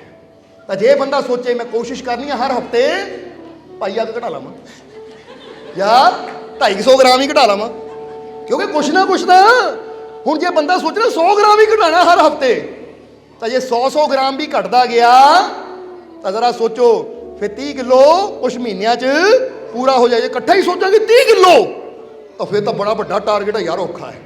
ਪਰ ਜੇ ਮੈਂ ਸੋਚਾਂ ਮਹੀਨੇ 'ਚ 30 ਦਿਨਾਂ 'ਚ ਮੈਂ 100 ਗ੍ਰਾਮ ਹੀ ਘਟਾਣਾ ਆ, ਤਾਂ ਫਿਰ ਕੋਈ ਔਖਾ ਨਹੀਂ ਹੈ, ਫਿਰ ਬੰਦਾ ਕੋਸ਼ਿਸ਼ ਕਰਨ ਨੂੰ ਤਿਆਰ ਹੈ। ਅਸੀਂ ਕਦੋਂ ਹਾਰਦੇ ਹਾਂ? ਜਦੋਂ ਅਸੀਂ ਟਾਰਗੇਟ ਨੂੰ ਬੜਾ ਕਰਕੇ ਦੇਖਦੇ ਹਾਂ, ਜਦੋਂ ਅਸੀਂ ਆਪਣੇ ਟਾਰਗੇਟ ਨੂੰ ਛੋਟੇ ਹਿੱਸਿਆਂ 'ਚ ਵੰਡ ਲੈਂਦੇ ਹਾਂ, ਚਾਹੇ ਕੋਈ ਵੀ ਚੀਜ਼ ਹੈਲਥ ਨੂੰ ਲੈ ਕੇ ਹੈ, ਚਾਹੇ ਉਹ ਕਾਮਯਾਬੀ ਨੂੰ ਲੈ ਕੇ, ਕਿਸੇ ਕੰਮ ਨੂੰ ਲੈ ਕੇ ਹੈ, ਅਗਰ ਥੋੜਾ ਵੀ ਅਸੀਂ ਉਹਦਾ ਟਾਰਗੇਟ ਬਣਾ ਲਈਏ ਤਾਂ ਸਾਨੂੰ ਟੈਨਸ਼ਨ ਵੀ ਨਹੀਂ ਹੋਏਗੀ ਔਰ ਕੰਮ ਵੀ ਹੋ ਜਾਏਗਾ। ਸਮਝਦੇ ਹੋ ਕਿ ਨਹੀਂ? ਇਸ ਲਈ ਸੈਰ ਕਰਨ ਦੀ ਆਦਤ ਬਣਾਓ ਕਿ ਚਲੋ ਉੱਥੇ ਤੱਕ ਹੀ ਚਲੀਏ। ਘਰ ਦੇ ਨਾ ਬਾਹਰ ਇੱਕ ਖੰਭਾ ਹੈ, ਬੰਦਾ ਕਹਿੰਦੇ ਕਿਉਂਕਿ ਕੁਛ ਨਾ ਕੋਈ ਨਿਸ਼ਾਨੀ ਹੁੰਦੀ, ਆਹ ਮੋੜ ਤੱਕ ਜਾਣਾ ਹੈ, ਫਿਰ ਮੋੜ ਤੇ ਪਹੁੰਚ ਕੇ ਚਲੋ ਥੋੜਾ ਜਿਹਾ ਹੋਰ ਅੱਗੇ ਚੱਲਦੇ ਆ, 100 ਕਦਮ ਹੋਰ, 100 ਕਦਮ ਹੋਰ। ਤੁਸੀਂ ਕਹੋਗੇ ਕਰਦਿਆਂ ਦੇਖਿਓ, ਜਦੋਂ ਆਨੰਦ ਆਉਣਾ ਸ਼ੁਰੂ ਹੋਣਾ ਤਾਂ ਤੁਸੀਂ ਕਿੰਨੇ ਕਿਲੋਮੀਟਰ ਚੱਲ ਪੈਣਾ, ਤੁਸੀਂ ਕਹਿਣਾ ਮੈਨੂੰ ਫਾਇਦਾ ਹੋ ਰਿਹਾ, ਤਾਂ ਫਿਰ ਮੈਂ ਚੀਜ਼ ਕਰਨੀ ਜ਼ਰੂਰ ਹੈ। ਇਸ ਲਈ ਛੋਟੇ ਹਿੱਸਿਆਂ ਜਦੋਂ ਅਸੀਂ ਕੁਝ ਕੰਮ ਕਰਦੇ ਆ ਨਾ, ਤਾਂ ਫਿਰ ਸਾਨੂੰ ਸਫਲਤਾ ਵੀ ਜ਼ਰੂਰ ਮਿਲਦੀ। ਬਸ ਕੇਂਦਰਿਤ ਹੋ ਜਾਓ ਤਾਂ ਪੂਰੀ ਤਰ੍ਹਾਂ। ਜਿਹੜੇ ਬੰਗਲੇ ਤੋਂ ਮੌਲਾਨਾ ਰੂਮੀ ਨੇ ਕੀ ਸਿੱਖਿਆ ਕਿ ਕਿਸੇ ਵੀ ਚੀਜ਼ ਨੂੰ ਕਰਨਾ ਤਾਂ ਪੂਰੀ ਤਰ੍ਹਾਂ ਧਿਆਨ, ਕਨਸੈਂਟਰੇਸ਼ਨ ਉੱਧਰ ਜੋੜ ਦਿਓ, ਫਿਰ ਭਟਕੋ ਨਾ। ਸਮਝਦੇ ਹੋ ਕਿ ਨਹੀਂ? ਹੁਣ ਕਈ ਬੱਚੇ ਮੈਂ ਜੀ ਆਹ ਬਣਨਾ ਚਾਹੁੰਦਾ ਆ, ਅੱਛਾ ਬਣ ਜਾ, ਫਿਰ 1-2 ਵਾਰ ਕੋਸ਼ਿਸ਼ ਕਰਦੇ ਜੀ ਨਹੀਂ ਸਫਲਤਾ ਨਹੀਂ ਮਿਲੀ, ਹੁਣ ਕੀ ਹੋਰ ਬਣਾ? ਕਮਾਲ ਦੀ ਗੱਲ ਹੈ, ਇਹ ਕੀ ਟਾਰਗੇਟ ਹੋਇਆ? ਹੁਣ ਜੇ ਸੋਚ ਲਿਆ ਮੈਂ ਆਹ ਬਣਨਾ ਆ, ਤਾਂ ਹੁਣ ਚਾਹੇ 2 ਸਾਲ ਲੱਗਣ ਚਾਹੇ 4 ਲੱਗਣ, ਜਦ ਤੱਕ ਬਣ ਨਹੀਂ ਜਾਂਦਾ ਮੈਂ ਕੁਛ ਹੋਰ ਸੋਚਣਾ ਨਹੀਂ, ਕਿਉਂਕਿ ਜ਼ਿੰਦਗੀ ਮੇਰੀ ਹੈ ਤਾਂ ਸੁਪਨਾ ਮੇਰਾ ਤਾਂ ਪੂਰਾ ਵੀ ਮੈਂ ਹੀ ਕਰਨਾ ਹੈ, ਮਿਹਨਤ ਵੀ ਮੈਨੂੰ ਹੀ ਕਰਨੀ ਪੈਣੀ ਹੈ, ਕਿਸੇ ਹੋਰ ਨੇ ਜ਼ਿੰਮੇਵਾਰੀ ਨਹੀਂ ਲੈਣੀ ਮੇਰੀ। ਸਮਝਦੇ ਹੋ ਕਿ ਨਹੀਂ? ਪਰ ਬੰਦਾ ਕੀ ਸੋਚਦਾ ਹੈ? ਬੰਦਾ ਤਾਂ ਇਹ ਸੋਚਦਾ ਹੈ ਕਿ ਪਤਲਾ ਮੈਂ ਹੋਣਾ ਤਾਂ ਐਕਸਰਸਾਈਜ਼ ਕੋਈ ਮੇਰੀ ਜਗ੍ਹਾ ਹੋਰ ਕਰ ਲਵੇ, ਖਾਣਾ ਕੋਈ ਹੋਰ ਖਾਈ ਜਾਵੇ, ਪੇਟ ਮੇਰਾ ਭਰੀ ਜਾਵੇ। ਇਦਾਂ ਨਹੀਂ ਹੋਣਾ। ਜਿਹੜੀ ਚੀਜ਼ ਸਾਨੂੰ ਚਾਹੀਦੀ ਉਹਦੇ ਵਾਸਤੇ ਮਿਹਨਤ ਵੀ ਸਾਨੂੰ ਹੀ, ਸੋ ਮਿਹਨਤ ਕਰਨ ਨੂੰ ਤਿਆਰ ਹੋ ਕਿ ਨਹੀਂ ਤੁਸੀਂ? ਇਸ ਕਰਕੇ ਪੂਰੀ ਤਰ੍ਹਾਂ ਧਿਆਨ ਇੱਕ ਜਗ੍ਹਾ ਕੇਂਦਰਿਤ ਕਰ ਦਿਓ। ਹੁਣ ਇਹ ਚੀਜ਼ ਸਿੱਖੀ ਕਿਤੋਂ? ਬੰਗਲੇ ਤੋਂ। ਫਿਰ ਅੱਗੇ ਮੌਲਾਨਾ ਰੂਮੀ ਜਾ ਰਹੇ ਸੀ, ਅੱਗੇ ਦੇਖੇ ਕੁੱਤਾ ਬੈਠਾ, ਕੁੱਤੇ ਨੂੰ ਦੇਖ ਕੇ ਰੁਕ ਗਏ। ਹੁਣ ਸੇਵਕਾਂ ਨੇ ਕਿਹਾ ਮਾਰੇ ਕੁੱਤਾ ਕੀ ਸਿਖਾਉਂਦਾ, ਹੁਣ ਇਹ ਵੀ ਦੱਸ ਦਿਓ। ਤਾਂ ਕੁੱਤੇ ਤੋਂ ਕੀ ਸਿੱਖਿਆ ਮੌਲਾਨਾ ਰੂਮੀ ਨੇ? ਪਤਾ ਕਿਸੇ ਨੂੰ? ਜ਼ਰਾ ਕੋਸ਼ਿਸ਼ ਕਰੋ, ਬੜੀ ਆਸਾਨ ਜੀ ਗੱਲ ਹੈ। ਕੁੱਤੇ ਤੋਂ ਕੀ ਸਿੱਖਿਆ? ਹੁਣ ਮੌਲਾਨਾ ਰੂਮੀ ਕਹਿੰਦੇ ਇਹ ਕੁੱਤਾ ਗਿਆਨ ਦਿੰਦਾ ਹੈ। ਕੀ ਗਿਆਨ ਦਿੰਦਾ ਹੈ? ਕਿ ਕੁੱਤਾ ਹਮੇਸ਼ਾ ਆਪਣੇ ਮਾਲਿਕ ਦਾ ਵਫਾਦਾਰ ਹੁੰਦਾ ਹੈ ਔਰ ਆਪਣੇ ਮਾਲਿਕ ਦਾ ਸ਼ੁਕਰਗੁਜ਼ਾਰ ਹੁੰਦਾ ਹੈ। ਸ਼ੁਕਰਗੁਜ਼ਾਰ ਦਾ ਮਤਲਬ ਮਾਲਿਕ ਚਾਹੇ ਇਹਨੂੰ 1 ਰੋਟੀ ਪਾਵੇ ਫਿਰ ਵੀ ਕਦੀ ਮਾਲਿਕ ਨੂੰ ਕੱਟਣ ਨਹੀਂ ਪੈਂਦਾ, ਭੌਂਕਦਾ ਨਹੀਂ ਹੈ ਮਾਲਿਕ ਨੂੰ ਕਿ ਤੂੰ ਮੈਨੂੰ ਥੋੜੀ ਕਿਉਂ ਪਾਈ ਹੈ, ਉੱਤੇ ਵੀ ਸਬਰ ਕਰਦਾ ਹੈ, ਆਪਣੇ ਮਾਲਿਕ ਦਾ ਵਫਾਦਾਰ ਹੁੰਦਾ ਹੈ। ਇਸੇ ਤਰ੍ਹਾਂ ਉਹ ਕਹਿੰਦੇ ਕੁੱਤੇ ਤੋਂ ਇਹ ਸਿੱਖਿਆ ਮਿਲਦੀ ਹੈ ਕਿ ਆਪਣੇ ਮਾਲਿਕ ਤੇ, ਆਪਣੇ ਪ੍ਰਭੂ ਤੇ ਵਿਸ਼ਵਾਸ ਰੱਖ, कभी भी शिकवा ना कर, कभी भी शिकायत ना कर, थोड़ा देवे बहुता देवे, जिद्दां मर्जी रखे, हर हालत में ओदा शुक्र करना है। हाँ ये तो होंगे कि कुत्ता आले दुआले कोई आन जान वाले जिदा कह ना दंद मार देवे, भौंक देवे, पर जो मालिक आंदा है तो पूछ हिलांदा है, आके ਉਹਦੇ ਪੈਰਾਂ 'ਚ ਲੇਟਣਾ शुरू कर ਦਿੰਦਾ है।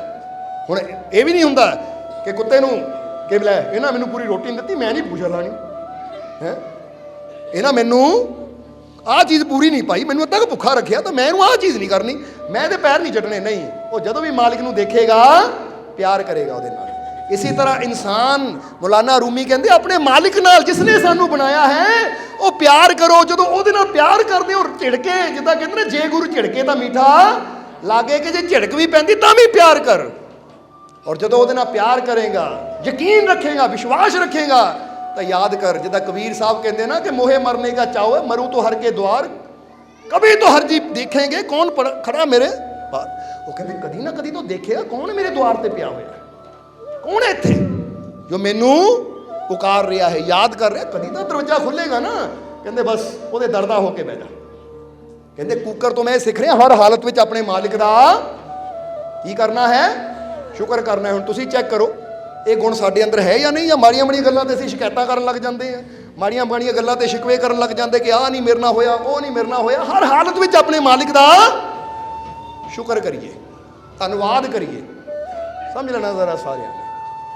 ਔਰ ਗੁਣ ਤਾਂ ਬਹੁਤ ਸਿੱਖੇ ਮੌਲਾਨਾ ਰੂਮੀ ਨੇ, ਮੁਰਗੇ ਤੋਂ ਵੀ ਸਿੱਖਿਆ, ਕਊਏ ਤੋਂ ਵੀ ਸਿੱਖਿਆ, ਸ਼ੇਰ ਤੋਂ ਵੀ ਸਿੱਖਿਆ, ਪਰ ਉਹਨੇ ਦੇਖਦੇ ਕਿ ਟਾਈਮ ਹੁਣ ਕਾਫੀ ਹੋ ਗਿਆ ਹੁਣ, ਇਸ ਲਈ ਸਤਸੰਗ ਨੂੰ ਥੋੜਾ ਸਮਾਪਤੀ ਤਰਫ ਲੈ ਜਾਈਏ, ਕਿਉਂਕਿ ਜੇ ਸਿੱਖਣਾ ਤਾਂ ਤਿੰਨ ਗੁਣ ਵੀ ਸਿੱਖ ਲਵੋ ਤਾਂ ਤੁਹਾਡੇ ਵਾਸਤੇ ਬਹੁਤ ਵਧੀਆ ਹੈ ਕਿ ਜ਼ਿਆਦਾ ਮੈਂ ਨਹੀਂ ਕਰਨੀ, ਤਾਂ ਕਿ ਰੱਬ ਦੀਆਂ ਰਹਿਮਤਾਂ ਨਾਲ ਭਰਪੂਰ ਹੋਣਾ, ਤਾਂ ਹਰ ਵੇਲੇ ਉਹਦਾ ਸ਼ੁਕਰ ਕਰੀਏ, ਉਹਦੀ ਰਜ਼ਾ 'ਚ ਹਮੇਸ਼ਾ ਰਾਜ਼ੀ ਰਹਿਣਾ ਹੈ। ਚਲੋ ਮੁਰਗੇ ਵਾਲਾ ਗੁਣ ਸਿੱਧਾ ਹੀ ਦੱਸ ਦਿੰਦੇ ਆ, ਅੱਗੇ ਕਹਾਣੀ ਕੀ ਲੈ ਕੇ ਜਾਣੀ।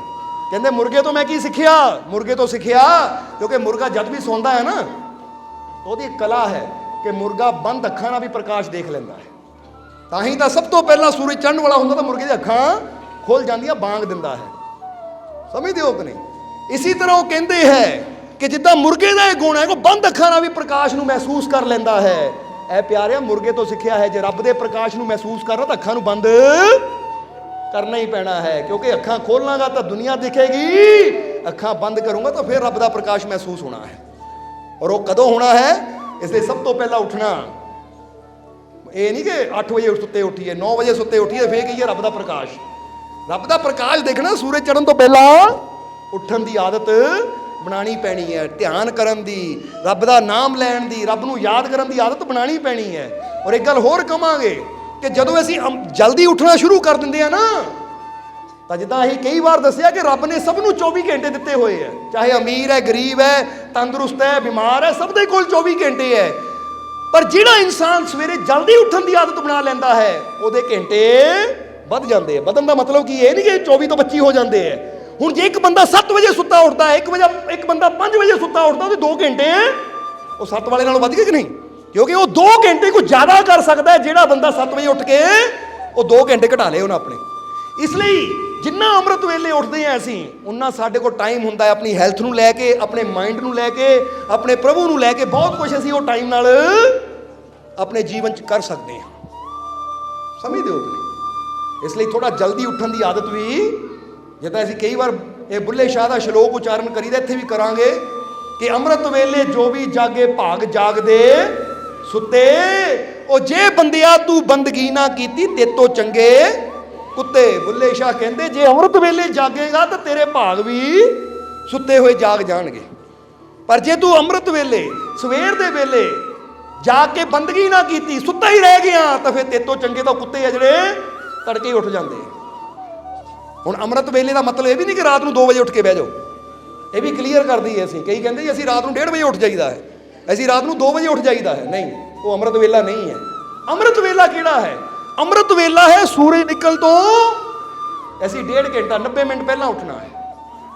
ਬੋਲੋ ਸਮਝਦੇ ਹੋ ਕਿ ਨਹੀਂ? ਇਹ ਦੇਖੋ ਸੂਰਜ ਨਿਕਲਣ ਦਾ ਟਾਈਮ ਕੀ ਹੈ, ਉਹ ਤੋਂ 90 ਮਿੰਟ ਪਹਿਲਾਂ ਅੰਮ੍ਰਿਤ ਵੇਲੇ ਦੀ ਸ਼ੁਰੂਆਤ ਹੁੰਦੀ ਹੈ। ਜਿੱਦਾਂ ਫਰਜ਼ ਕਰੋ ਜੀ ਅੱਜ ਕੱਲ੍ਹ 7 ਵਜੇ ਸੂਰਜ ਨਿਕਲਦਾ, ਕਿਉਂਕਿ ਸਰਦੀਆਂ 'ਚ ਸੂਰਜ ਨਿਕਲਣ ਦਾ ਟਾਈਮ ਕੁਛ ਹੋਰ ਹੁੰਦਾ ਹੈ, ਤਾਂ ਗਰਮੀਆਂ 'ਚ ਕੁਛ ਹੋਰ ਹੋ ਜਾਂਦਾ ਹੈ। ਹੁਣ ਸਮਝ ਲਓ ਜੀ ਅੱਜ ਕੱਲ੍ਹ 7 ਵਜੇ ਸੂਰਜ ਨਿਕਲਦਾ ਹੈ, ਤਾਂ ਫਿਰ 5:30 ਵਜੇ, ਪਰ ਉਹ 5:30 ਵਜੇ ਤੋਂ ਪਹਿਲਾਂ ਸਾਨੂੰ ਉੱਠਣਾ ਪੈਣਾ ਹੈ। 5 ਵਜੇ ਉੱਠੀਏ, ਹੱਥ ਮੂੰਹ ਧੋਈਏ, ਬਰਸ਼ ਕਰੀਏ, ਯਾਨੀ ਪੂਰੀ ਤਰ੍ਹਾਂ ਫਰੈਸ਼ ਹੋ ਕੇ ਫਿਰ 5:30 ਵਜੇ ਧਿਆਨ ਤੇ ਬਹਿ ਜਾਈਏ, ਕਿਉਂਕਿ ਫਿਰ ਸਮਝ ਲਏ ਅਸੀਂ ਅੰਮ੍ਰਿਤ ਵੇਲੇ ਦਾ ਪੂਰਾ ਲਾਭ ਲੈ ਰਹੇ ਹਾਂ। ਜੇ ਅਸੀਂ ਉੱਠਦੇ ਹੀ ਸੂਰਜ ਨਿਕਲਣ ਤੋਂ ਬਾਅਦ ਹੈ ਤਾਂ ਅੰਮ੍ਰਿਤ ਵੇਲਾ ਸਾਡੇ ਹੱਥੋਂ ਨਿਕਲ ਜਾਂਦਾ ਹੈ। ਇਸ ਕਰਕੇ ਗੁਰੂ ਰਹਿਬਰ ਸਾਨੂੰ ਇਹੀ ਫਰਮਾਨ ਕਰਦੇ ਕਿ ਸਵੇਰ ਦਾ ਵੇਲਾ ਰੱਬ ਨੂੰ ਯਾਦ ਕਰਨ ਦਾ ਵੇਲਾ ਹੁੰਦਾ। ਔਰ ਅੱਜ ਸਾਇੰਸ ਵੀ ਇਹ ਚੀਜ਼ ਨੂੰ ਮੰਨਦੀ ਹੈ ਕਿ ਉਸ ਵੇਲੇ ਕਾਸਮਿਕ એનર્ਜੀ ਜੋ ਪੂਰੇ ਬ੍ਰਹਿਮੰਡ ਨੂੰ ਚਲਾ ਰਹੀ ਹੈ, ਉਹ ਸਭ ਤੋਂ ਜ਼ਿਆਦਾ ਮਾਰਨਿੰਗ ਟਾਈਮ ਹੀ ਸਭ ਤੋਂ ਜ਼ਿਆਦਾ ਬੜੀ ਮਾਤਰਾ 'ਚ ਇਹ ਪ੍ਰਿਥਵੀ ਤੇ ਆਉਂਦੀ ਹੈ। ਸਮਝਦੇ ਹੋ ਕਿ ਨਹੀਂ? ਕਦੀ ਅੱਜ ਕੱਲ੍ਹ ਤਾਂ ਗੂਗਲ ਤੁਹਾਡੇ ਕੋਲ ਕਿਤੇ ਨਾ, ਤੁਸੀਂ ਉੱਤੇ ਜਾ ਕੇ ਕਾਸਮਿਕ એનર્ਜੀ ਲਿਖਿਓ, ਕਾਸਮਿਕ એનર્ਜੀ ਕਿ ਸਭ ਤੋਂ ਬੜਾ ਟਾਈਮ ਕਿਹੜਾ ਹੁੰਦਾ ਕਾਸਮਿਕ એનર્ਜੀ ਦਾ, ਤਾਂ ਉੱਥੇ ਸਾਇੰਸ ਦੀ ਸਾਰੀ ਥਿਉਰੀ ਆ ਜਾਂਦੀ ਹੈ ਕਿ ਆਹ ਕਾਸਮਿਕ એનર્ਜੀ ਸਭ ਨੂੰ ਪੂਰੇ ਬ੍ਰਹਿਮੰਡ ਨੂੰ ਚਲਾ ਰਹੀ ਹੈ। ਵਿਗਿਆਨ ਉਹਨੂੰ ਕਾਸਮਿਕ એનર્ਜੀ ਕਹਿੰਦਾ ਹੈ, ਅਸੀਂ ਉਹਨੂੰ ਕਹਿੰਦੇ ਆ ਪ੍ਰਮਾਤਮਾ, ਪ੍ਰਭੂ, ਉਹ ਮਾਲਿਕ। ਕਿਉਂਕਿ ਨਾਮ ਕੋਈ ਵੀ ਦਿੱਤਾ ਜਾਵੇ, ਇਹ ਸਾਰੇ ਮੰਨਦੇ ਕਿ ਇੱਕ ਸ਼ਕਤੀ ਹੈ ਜੋ ਸਭ ਨੂੰ ਚਲਾ ਰਹੀ ਹੈ। ਬੋਲੋ ਸਮਝਦੇ ਹੋ ਕਿ ਨਹੀਂ? ਜਿੱਦਾਂ ਕਿ ਕੋਈ ਵਾਹਿਗੁਰੂ ਕਹਿ ਦਿੰਦਾ, ਕੋਈ ਅੱਲਾ ਕਹਿ ਦਿੰਦਾ, ਕੋਈ ਈਸ਼ਵਰ ਕਹਿ ਦਿੰਦਾ, ਕੋਈ ਭਗਵਾਨ ਕਹਿ ਦਿੰਦਾ, ਤਾਂ ਸਾਇੰਸ ਨੇ ਕਹਿ ਦਿੱਤਾ ਕਾਸਮਿਕ એનર્ਜੀ। ਸਮਝਦੇ ਹੋ ਕਿ ਨਹੀਂ? ਪਰ ਮੰਨਿਆ ਉਹਨਾਂ ਨੇ ਵੀ ਇੱਕ ਸ਼ਕਤੀ ਹੈ, ਬਸ ਉਹ ਸ਼ਕਤੀ ਹਾਸਿਲ ਕਰਨੀ ਹੈ। ਤਾਂ ਫਿਰ ਸਾਨੂੰ ਅੰਮ੍ਰਿਤ ਵੇਲੇ ਜੋ ਵੀ ਜਾਗੇ ਭਾਗ ਜਾਗਦੇ ਸੁੱਤੇ, ਤਾਂ ਸਮਝ ਲਓ ਸੁੱਤੇ ਭਾਗ ਵੀ ਸਾਡੇ ਉਸਲੇ ਜਾਗਣੇ ਸ਼ੁਰੂ ਹੋ ਜਾਣਗੇ ਜੇ ਅੰਮ੍ਰਿਤ ਵੇਲੇ ਅਸੀਂ ਆਪਣੇ ਮਾਲਿਕ ਦੀ ਬੰਦਗੀ ਕਰੀਏ, ਆਪਣੇ ਮਾਲਿਕ ਨੂੰ ਯਾਦ ਕਰੀਏ। ਸੋ ਮੌਲਾਨਾ ਰੂਮੀ ਕਹਿੰਦੇ ਮੁਰਗੇ ਤੋਂ ਮੈਂ ਇਹ ਗੁਣ ਸਿੱਖਿਆ ਕਿ ਸਵੇਰੇ ਜਲਦੀ ਉੱਠਣਾ ਹੈ, ਸਵੇਰੇ ਜਲਦੀ ਉੱਠ ਕੇ ਆਪ ਵੀ ਜਾਗਣਾ ਤਾਂ ਦੂਜਿਆਂ ਸੁੱਤਿਆਂ ਨੂੰ ਵੀ ਜਗਾਉਣ ਦੀ ਕੋਸ਼ਿਸ਼ ਕਰਨੀ ਹੈ। ਔਰ ਜਗਾਉਣ ਦਾ ਮਤਲਬ ਕੀ ਹੈ ਕਿ ਆਪ ਵੀ ਅੱਛਾਈ ਕਰਨੀ ਹੈ, ਆਪ ਵੀ ਨੇਕੀਆਂ ਕਰਨੀਆਂ ਹੈ, ਤਾਂ ਕਿ ਦੂਜੇ ਵੀ ਦੇਖਣ ਕਿ ਜੇ ਇਹ ਅੱਛਾ ਹੈ, ਇਹ ਨੇਕੀ ਕਰ ਸਕਦਾ, ਤਾਂ ਮੈਂ ਕਿਉਂ ਨਹੀਂ। ਜਦੋਂ ਤੁਹਾਨੂੰ ਦੇਖ ਕੇ ਕੋਈ ਦੂਜਾ ਵੀ ਨੇਕੀ ਕਰੇਗਾ ਤਾਂ ਸਮਝ ਲਓ ਤੁਸੀਂ ਉਹਦੀ ਸੁੱਤੀ ਆਤਮਾ ਨੂੰ ਵੀ ਜਗਾ ਦਿੱਤਾ। ਸੋ ਕਰਮ ਐਸੇ ਕਰੀਏ ਕਿ ਸਾਡੀ ਕਰਨੀ ਨੂੰ ਦੇਖ ਕੇ, ਸਾਨੂੰ ਕਾਮਯਾਬ ਹੁੰਦਾ ਦੇਖ ਕੇ ਦੂਜਾ ਵੀ ਸੋਚੇ ਜੇ ਇਹ ਹੋ ਸਕਦਾ ਤਾਂ ਮੈਂ ਵੀ ਮਿਹਨਤ ਕਰਾਂ, ਮੈਨੂੰ ਵੀ ਕਾਮਯਾਬੀ ਮਿਲੇਗੀ। ਜੇ ਇਹ ਠੀਕ ਹੋ ਸਕਦਾ ਹੈ ਤਾਂ ਮੈਂ ਵੀ ਵਿਸ਼ਵਾਸ ਰੱਖਾਂ, ਮੈਨੂੰ ਵੀ ਤੰਦਰੁਸਤੀ ਜ਼ਰੂਰ ਮਿਲੇਗੀ। ਇਹਨੂੰ ਕਹਿੰਦੇ ਆ ਦੂਜਿਆਂ ਨੂੰ ਵੀ ਸਾਡੀ ਕਰਨੀ ਐਸੀ ਹੋਵੇ, ਦੂਜਿਆਂ ਨੂੰ ਵੀ ਗਿਆਨ ਮਿਲੇ, ਦੂਜੇ ਵੀ ਜਾਗਣ। ਬੋਲੋ ਸਮਝਦੇ ਹੋ ਕਿ ਨਹੀਂ? ਇਸ ਲਈ ਇਦਾਂ ਦਾ ਮੂੰਹ ਬਣਾ ਕੇ ਨਹੀਂ ਬੈਠਣਾ ਕਿ ਦੂਜਿਆਂ ਦਾ ਹੌਸਲਾ ਵੀ ਟੁੱਟ ਜਾਵੇ। ਲੈ ਵੀ ਇਹ ਤਾਂ ਇਦਾਂ ਹੋ ਗਈ ਤਾਂ ਮੇਰੇ ਨਾਲ ਵੀ ਨਾ ਕਿਤੇ ਇਦਾਂ ਹੋ ਜਾਵੇ। ਹੁਣ ਕਈ ਦੇਖਿਆ ਨਾ, ਕਈ ਪਤਾ ਕੀ ਕਹਿੰਦੇ, ਉਹ ਭਾਈ ਉਹ ਰਸਤੇ ਗਿਆ ਸੀ, ਮੇਰਾ ਐਕਸੀਡੈਂਟ ਹੋ ਗਿਆ ਹੈ, ਤੂੰ ਧਿਆਨ ਨਾ ਜਾਈ, ਹੁਣ ਅਗਲੀ ਵਾਰ ਨੂੰ ਬੰਦਾ ਕਿਤੇ ਮੇਰਾ ਵੀ ਨਾ ਹੋ ਜਾਵੇ। ਬੋਲੋ ਸਮਝਦੇ ਹੋ ਕਿ ਨਹੀਂ? ਹੁਣ ਭਾਈ ਹਰੇਕ ਦਾ ਆਪਣਾ ਢੰਗ ਹੈ ਚਲਾਉਣ ਦਾ, ਹਰੇਕ ਦੀ ਆਪਣੀ ਤਰੀਕਾ ਹੈ। ਹੁਣ ਤੈਨੂੰ ਕੀ ਕਹਿਣਾ ਚਾਹੀਦਾ ਕਿ ਤੇਰਾ ਹੋ ਸਕਦਾ ਭਾਈ, ਕਿਉਂਕਿ ਤੂੰ ਸੌਂ ਗਿਆ ਹੋਣਾ ਹੈ, ਜਾਂ ਤੇਰਾ ਧਿਆਨ ਮੋਬਾਈਲ ਵੱਲ ਹੋਣਾ ਹੈ, ਜਾਂ ਤੇਰਾ ਧਿਆਨ ਕਿਤੇ ਹੋਰ ਹੋਣਾ, ਕਿਉਂਕਿ ਹੁੰਦੇ ਹੀ ਹਾਦਸੇ ਉਦੋਂ ਜਦੋਂ ਸਾਡਾ ਧਿਆਨ ਕਿਤੇ ਹੋਰ ਹੁੰਦਾ ਹੈ। ਇਸ ਲਈ ਭਾਈ ਸਾਡਾ ਐਕਸੀਡੈਂਟ ਹੋ ਨਹੀਂ ਸਕਦਾ, ਕਿਉਂਕਿ ਮੇਰਾ ਧਿਆਨ ਤਾਂ ਹਰ ਵੇਲੇ ਆਪਣੇ ਮਾਲਿਕ ਵੱਲ ਹੁੰਦਾ ਹੈ। ਚਲੋ ਸਮਝਦੇ ਹੋ? ਮਾਲਿਕ ਦਾ ਮਤਲਬ ਕਿ ਹਰ ਵੇਲੇ ਅਸੀਂ ਹੋਸ਼ 'ਚ ਰਹੀਦਾ ਹੈ, ਵੀ ਹੋਸ਼ 'ਚ ਨਹੀਂ ਰਹੀਦਾ ਅਸੀਂ। ਔਰ ਜਿਹੜਾ ਹੋਸ਼ 'ਚ ਹੋਵੇ, ਫਿਰ ਆਪਣੇ ਮਾਲਿਕ ਵੱਲ ਧਿਆਨ ਹੋਵੇ, ਤਾਂ ਫਿਰ ਰਕਸ਼ਾ ਵੀ ਉਹਦੀ ਮਾਲਿਕ ਆਪ ਕਰਦਾ ਹੈ। ਬੋਲੋ ਸਮਝਦੇ ਹੋ ਕਿ ਨਹੀਂ? ਇਸ ਲਈ ਅੱਜ ਤੋਂ ਇਹ ਕੁਝ ਚੀਜ਼ਾਂ ਸਿੱਖਣੀਆਂ ਹੈ। ਔਰ ਲਾਸਟ ਗੁਣ ਵੀ ਦੱਸ ਦਈਏ, ਵੈਸੇ ਤਾਂ ਹੋਰ ਵੀ ਹੈ, ਪਰ ਇੱਕ ਹੋਰ ਗੁਣ ਰਹਿ ਗਿਆ ਜਿਹੜਾ ਜ਼ਰੂਰੀ ਸਾਨੂੰ ਲੱਗਦਾ ਨਾ ਤੁਹਾਡੇ ਵਾਸਤੇ। ਉਹ ਕਹਿੰਦੇ ਸ਼ੇਰ ਤੋਂ ਵੀ ਮੈਂ ਸਿੱਖਿਆ। ਸ਼ੇਰ ਤੋਂ ਕੀ ਸਿੱਖਿਆ? ਪਤਾ ਕੀ ਸਿੱਖਿਆ ਉਹਨਾਂ ਨੇ? ਅੱਛਾ ਦੱਸੋ ਕੀ ਸਿੱਖਿਆ ਹੋਏਗਾ? ਹੈ ਦਹਾੜ ਮਾਰਨਾ ਨਹੀਂ। ਕਹਿੰਦੇ ਸ਼ੇਰ ਤੋਂ ਮੈਂ ਸਿੱਖਿਆ ਸ਼ਿਕਾਰ ਕਰਨਾ। ਸ਼ਿਕਾਰ ਕਰਨਾ ਮਤਲਬ ਕੀ ਹੈ? ਕਹਿੰਦੇ ਸ਼ੇਰ ਜਦ ਵੀ ਸ਼ਿਕਾਰ ਕਰਦਾ ਹੈ ਨਾ, ਚਾਹੇ ਸ਼ਿਕਾਰ ਛੋਟਾ ਹੋਵੇ ਚਾਹੇ ਹੋਵੇ ਬੜਾ, ਜਦ ਵੀ ਕਰਦਾ ਪੂਰੇ ਜੋਸ਼ ਨਾਲ ਕਰਦਾ ਹੈ, ਅਧੂਰਾ ਜਿਹਾ ਨਹੀਂ ਕਰਦਾ। ਅਧੂਰੀ ਇਹ ਜਾਨ ਨਹੀਂ ਲਾਉਂਦਾ, ਜਦ ਵੀ ਲਾਉਂਦਾ ਆ, ਚਾਹੇ ਉਹ ਕਿਸੇ ਹਿਰਨ ਮਗਰ ਦੌੜੇ ਪੂਰੀ ਜਾਨ ਲਗਾ ਦਿੰਦਾ ਹੈ, ਚਾਹੇ ਉਹ ਦੌੜੇ ਕਿਸੇ ਬੈਲ ਮਗਰ, ਕਿਸੇ ਬੜੇ ਭੈਂਸੇ ਮਗਰ, ਕਿਸੇ ਬੜੀ ਚੀਜ਼ ਮਗਰ, ਤਾਂ ਵੀ ਪੂਰੀ ਜਾਨ ਲਗਾ ਦਿੰਦਾ ਹੈ। ਯਾਨੀ ਜੋ ਕਰਦਾ ਆਪਣਾ 100% ਉਹ ਚਲਾ ਦਿੰਦਾ ਹੈ। ਹੁਣ ਜ਼ਰਾ ਗੌਰ ਕਰਨਾ, ਇੱਥੋਂ ਕੀ ਪਤਾ ਲੱਗਦਾ ਹੈ ਕਿ ਜਿਹੜਾ ਵੀ ਕਰਮ ਕਰੋ ਨਾ ਪੂਰੀ ਜਾਨ ਲਗਾ ਦਿਓ। ਇਹ ਨਾ ਕਹੋ ਮੈਂ ਤਾਂ ਥੋੜੀ ਜਿਹੀ ਕੋਸ਼ਿਸ਼ ਕੀਤੀ ਸੀ, ਅਧੂਰਾ ਨਹੀਂ ਕਰਨਾ। ਬੋਲੋ ਸਮਝਦੇ ਹੋ ਕਿ ਨਹੀਂ? ਜੋ ਕਰਨਾ ਆ ਪੂਰੀ ਜਾਨ ਲਗਾ ਦਿਓ, ਪੂਰਾ ਦਿਲ ਲਗਾ ਦਿਓ, ਕਿਉਂਕਿ ਜਦੋਂ ਜਿਸ ਚੀਜ਼ ਦੀ ਪੂਰੀ ਦਿਲੋਂ ਜਾਨ ਨਾ ਕਰਦੇ ਆ, ਉਹ ਚੀਜ਼ 'ਚ ਕਾਮਯਾਬੀ ਮਿਲਣ ਦੇ ਚਾਂਸ ਵੀ 100% ਹੋ ਜਾਂਦੇ ਆ। ਕਿਉਂਕਿ ਜਿੰਨੀ ਸਾਡੀ ਕੋਸ਼ਿਸ਼ ਹੁੰਦੀ ਹੈ, ਰਿਜ਼ਲਟ ਵੀ ਫਿਰ ਉਨਾ ਕੀ ਆਣਾ ਹੈ। ਜਿੱਦਾਂ ਕਹਿ ਲਓ ਨਾ ਕਿ ਜਿੰਨਾ ਕੁ ਮਿੱਠਾ ਪਾਣਾ ਆ, ਜਿੰਨਾ ਕੁ ਗੁੜ ਪਾਣਾ ਹੈ, ਚਾਹ ਉਨੀ ਕਈ ਮਿੱਠੀ ਹੋਣੀ ਹੈ। ਜੇ ਬੰਦਾ 50% ਪਾਏਗਾ ਤਾਂ ਚਾਹ 50% ਹੀ ਮਿੱਠੀ ਹੋਣੀ, ਤੇ ਜੇ 100% ਪਾਏਗਾ ਤਾਂ ਚਾਹ 100% ਮਿੱਠੀ ਹੋਏਗੀ। ਇਸੇ ਤਰ੍ਹਾਂ ਸਾਡੇ ਜੀਵਨ 'ਚ ਵੀ ਕਾਮਯਾਬੀ ਉਦੋਂ ਆਣੀ ਹੈ ਜੇ 50% ਕੋਸ਼ਿਸ਼ ਕਰਾਂਗੇ ਤਾਂ ਕਾਮਯਾਬੀ ਵੀ ਕਿੰਨੀ ਆਣੀ ਹੈ? 50। ਜੇ 70 ਕਰਾਂਗੇ ਤਾਂ ਕਾਮਯਾਬੀ 70। ਜੇ 100 ਕਰਾਂਗੇ ਤਾਂ ਕਾਮਯਾਬੀ। ਹੁਣੇ ਤੁਸੀਂ ਦੇਖਣਾ ਕਾਮਯਾਬ ਹੋਣਾ ਹੈ ਨਾ, ਤਾਂ ਫਿਰ ਕੋਸ਼ਿਸ਼ ਕਿੰਨੀ ਕਰਨੀ ਹੈ, ਜਾਨ ਕਿੰਨੀ ਲਗਾਣੀ ਹੈ ਜੀ? 100%। ਔਰ ਜੇ ਮਾਲਿਕ ਤੇ ਵਿਸ਼ਵਾਸ ਵੀ ਕਰਨਾ ਤਾਂ 50 70 60 ਨਹੀਂ, ਕਿੰਨਾ ਕਰਨਾ ਹੈ? ਜੇ ਪ੍ਰੇਮ ਵੀ ਕਰਨਾ ਤਾਂ ਯਾਨੀ ਜੋ ਕਰਨਾ ਹੈ ਅਸੀਂ 100% ਕਰਨਾ ਹੈ, 100% ਕਰਨਾ ਹੈ। ਜਦੋਂ 100% ਕਰਾਂਗੇ, ਹਰ ਕੰਮ 'ਚ ਪੂਰਾ ਦਿਲ ਲਗਾ ਦੇਵਾਂਗੇ, ਪੂਰੀ ਜਾਨ ਲਗਾ ਦੇਵਾਂਗੇ, ਪੂਰਾ ਧਿਆਨ ਦੇ ਦੇਵਾਂਗੇ, ਤਾਂ ਫਿਰ ਕਾਮਯਾਬੀ ਵੀ ਮਿਲੇਗੀ। ਜ਼ਰਾ ਗੌਰ ਕਰਨਾ, ਕਿਉਂਕਿ ਬਿਲ ਗੇਟਸ ਜੋ ਕਿ ਦੁਨੀਆ ਦਾ ਅਮੀਰ ਆਦਮੀ ਹੈ, ਉਹਦਾ ਨਾਮ ਵੀ ਅਮੀਰਾਂ 'ਚੋਂ ਆਉਂਦਾ ਹੈ। ਕਿਸੇ ਨੇ ਪੁੱਛਿਆ ਤੁਹਾਡੀ ਕਾਮਯਾਬੀ ਦਾ ਰਾਜ਼ ਕੀ ਹੈ? ਉਹਨੇ ਦੋ ਚੀਜ਼ਾਂ ਕਹੀਆਂ, ਕਹਿੰਦੇ ਫੋਕਸ ਔਰ ਪੈਸ਼ਨ, ਜਨੂਨ। ਪੈਸ਼ਨ ਦਾ ਮਤਲਬ ਹੁੰਦਾ ਇੱਕ ਜਨੂਨ, ਕਿ ਪੂਰਾ ਧਿਆਨ ਕੇਂਦਰਿਤ ਕਰਕੇ ਫਿਰ ਇੱਕ ਜਨੂਨ ਦੇ ਨਾਲ ਲੱਗ ਜਾਣਾ ਕਿ ਇਹ ਚੀਜ਼ ਨੂੰ ਮੈਂ ਪਾਣਾ ਹੀ ਹੈ, ਫਿਰ ਅਧੂਰਾ ਅਧੂਰਾ ਕਰਨਾ ਹੀ ਕੁਛ ਨਹੀਂ। ਇਸ ਲਈ ਤੁਹਾਨੂੰ ਵੀ ਕੋਈ ਗੱਲ ਕਵਾਂਗੇ, ਹੁਣ ਟਾਈਮ ਕਾਫੀ ਹੋ ਗਿਆ, ਆਖਰਲੇ ਵਚਨਾਂ 'ਚ ਇਹੀ ਕਵਾਂਗੇ ਕਿ ਤੁਸੀਂ ਵੀ ਜੇ ਕਾਮਯਾਬੀ ਪਾਣੀ ਹੈ, ਸਫਲਤਾ ਪਾਣੀ ਹੈ, ਤਾਂ ਫਿਰ ਪੂਰੀ ਤਰ੍ਹਾਂ ਜੋ ਕਰਨਾ ਹੈ 100% ਕਰਨਾ ਹੈ, ਤਾਂ ਫਿਰ ਕਾਮਯਾਬ ਹੋਣ ਤੋਂ ਕੋਈ ਰੋਕ ਹੀ ਨਹੀਂ ਸਕਦਾ।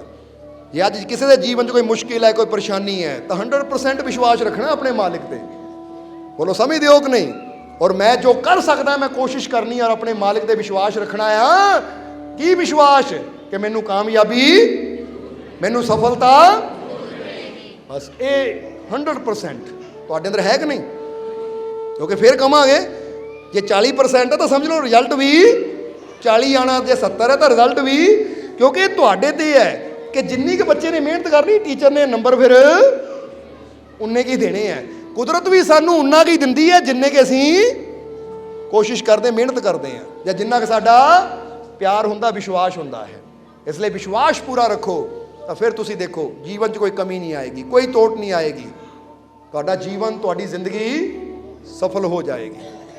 ਇਸ ਲਈ ਇੱਕ ਜੀਵ ਨੇ ਬੇਨਤੀ ਕੀਤੀ ਸੀ ਕਿ ਮਾਲਕੋ, ਬੁੱਲੇ ਸ਼ਾਹ ਦਾ ਇੱਕ ਸ਼ਬਦ ਸੀ, ਉਹ ਦੋ ਲਾਈਨਾਂ ਸਾਨੂੰ ਜੀਵਲ ਦੇਖ ਕੇ ਯਾਦ ਆ ਗਈਆਂ, ਦੱਸ ਦਈਏ ਕਿ ਦੱਸਿਆ ਹੈ ਬੁੱਲੇ ਸ਼ਾਹ ਨੇ ਕਿ ਬੰਦਿਆ ਕਰ ਬੰਦਗੀ ਰੱਬ ਦੀ, ਤੂੰ ਬਿਨ ਬੰਦਗੀ ਕਾਹਦਾ ਜੀਣਾ। ਉਹ ਬੰਦਗੀ ਤੋਂ ਬਿਨ ਜ਼ਿੰਦਗੀ ਐਸੀ ਜਿਵੇਂ ਕੱਖ ਗਲੀਆਂ ਦਾ ਹੀਣਾ। ਲੱਗ ਜਾ ਬੁੱਲਿਆ ਮੁਰਸ਼ਦ ਦੇ ਕਦਮੀ, ਜੇ ਜਾਮ ਵਸਲ ਦਾ ਪੀਣਾ। ਉਹ ਕਹਿੰਦੇ ਹੈ ਕਿ ਬੰਦਿਆ ਕਰ ਬੰਦਗੀ ਰੱਬ ਦੀ, ਤੂੰ ਬਿਨ ਬੰਦਗੀ ਕਾਹਦਾ ਜੀਣਾ। ਬੰਦਗੀ ਤੋਂ ਬਿਨ ਜ਼ਿੰਦਗੀ ਐਸੀ ਜਿਵੇਂ ਕੱਖ ਗਲੀਆਂ ਦਾ।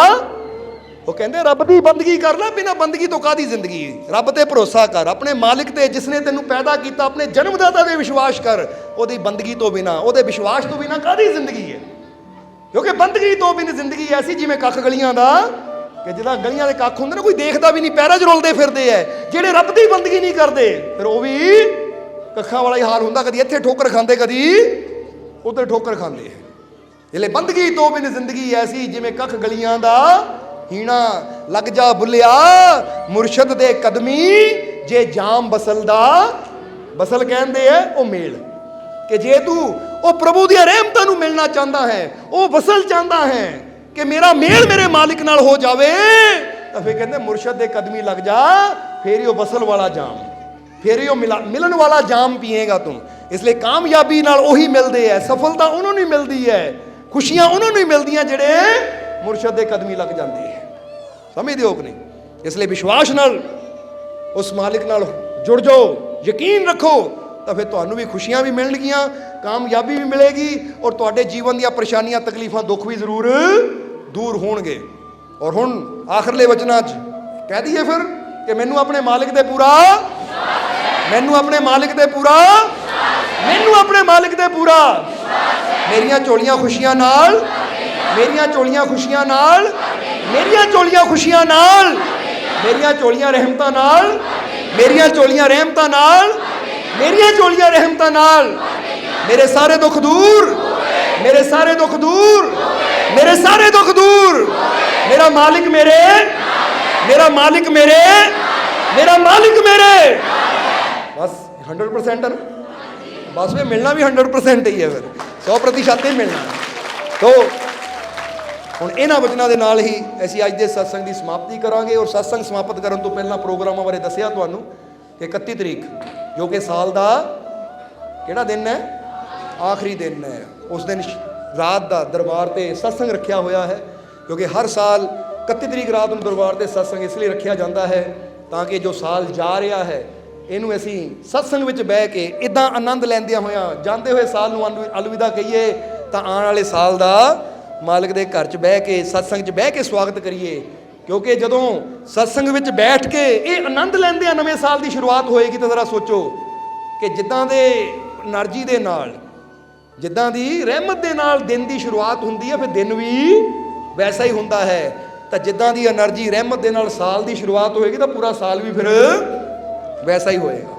ਇਸ ਲਈ ਆਮ ਦੇਖਣ ਜਾਂਦਾ ਕਿ ਲੋਕੀ ਪੱਬਾਂ ਕਲੱਬਾਂ 'ਚ ਜਾ ਕੇ ਕਿਤੇ ਨਸ਼ੇ ਕਰਕੇ, ਕਿਤੇ ਕੁਛ ਕਰਕੇ, ਡੀਜੇ ਲਾ ਕੇ ਜਾਂ ਕੁਛ ਹੋਰ ਕਰਕੇ ਨਵਾਂ ਸਾਲ ਚੜ੍ਹਾਉਂਦੇ ਹੈ। ਤਾਂ ਜ਼ਰਾ ਹੁਣ ਗੌਰ ਕਰਨਾ, ਇੱਕ ਜਗ੍ਹਾ ਤਾਂ ਖਬਰ ਵੀ ਸ਼ਾਇਦ ਤੁਸੀਂ ਪੜ੍ਹੀ ਹੋਵੇ ਆਈ ਸੀ ਕਿ ਉੱਥੇ ਨਸ਼ਾ ਕਰਕੇ ਚਲਿਆ ਤਾਂ ਗੋਲੀਆਂ ਚੱਲ ਗਈਆਂ। ਉਹ ਨਵਾਂ ਸਾਲ ਕੀ ਸੀ ਕਈਆਂ ਦਾ ਤਾਂ ਉਹ ਸਾਲ ਹੀ ਕੋਈ ਹਸਪੀਟਲ ਪਿਆ ਤਾਂ ਕੋਈ ਥਾਣੇ 'ਚ ਖੜਾ ਸੀ। ਇਸ ਲਈ ਕਰਮ ਉਹ ਕਰੀਏ ਕਿ ਸਾਨੂੰ ਥਾਣਿਆਂ 'ਚ ਨਾ ਖਾਣਾ ਪਵੇ। ਕਰਮ ਉਹ ਕਰੀਏ ਕਿ ਅਸੀਂ ਆਪਣੇ ਮਾਲਕ ਦੇ ਘਰ 'ਚ ਖੜੀਏ, ਉਹਦੀਆਂ ਰਹਿਮਤਾਂ ਨਾਲ ਝੋਲੀ ਭਰੀਏ। ਮਜ਼ਾ ਤਾਂ ਫੇਰ ਹੈ ਜ਼ਿੰਦਗੀ ਦਾ। ਇਸ ਕਰਕੇ ਕੋਸ਼ਿਸ਼ ਕਰੀਏ ਕਿ 31 ਤਰੀਕ ਰਾਤ ਨੂੰ ਦਰਬਾਰ ਤੇ 8 ਵਜੇ ਤੋਂ ਪਹਿਲਾਂ ਪਹੁੰਚ ਜਾਈਏ ਔਰ ਫਿਰ ਉਸ ਸਤਸੰਗ ਦਾ ਆਨੰਦ ਲਈਏ। ਔਰ ਆਉਣ ਵਾਲਾ ਸਾਲ ਸਤਸੰਗ ਦਾ ਆਨੰਦ ਲੈਂਦਿਆਂ ਮਾਲਕ ਦੀਆਂ ਰਹਿਮਤਾਂ ਨਾਲ ਝੋਲੀਆਂ ਨੂੰ ਭਰਦਿਆਂ, ਔਰ ਜਿਸ ਤਰ੍ਹਾਂ ਦੱਸਿਆ ਹੀ ਹੈ ਅਸੀਂ ਕਿ ਥੋੜ੍ਹਾ ਜਲਦੀ ਆਉਣ ਦੀ ਕੋਸ਼ਿਸ਼ ਕਰਨੀ ਹੈ ਕਿਉਂਕਿ ਸੰਗਤ ਕਾਫੀ ਗਿਣਤੀ 'ਚ ਹੁੰਦੀ ਹੈ। ਇਸ ਕਰਕੇ ਜਿੰਨੀ ਜਲਦੀ ਆਉਂਗੇ ਉਹਨਾਂ ਅੱਗੇ ਹੋ ਕੇ ਨੇੜੇ ਹੋ ਕੇ ਜਿੱਦਾਂ ਅੱਜ ਬੈਠੇ ਹਨ ਇਹ ਤਾਂ ਨੇੜੇ ਹੋ ਕੇ ਬੈਠਣਾ ਆਪਾਂ ਉੱਥੇ ਨਾ।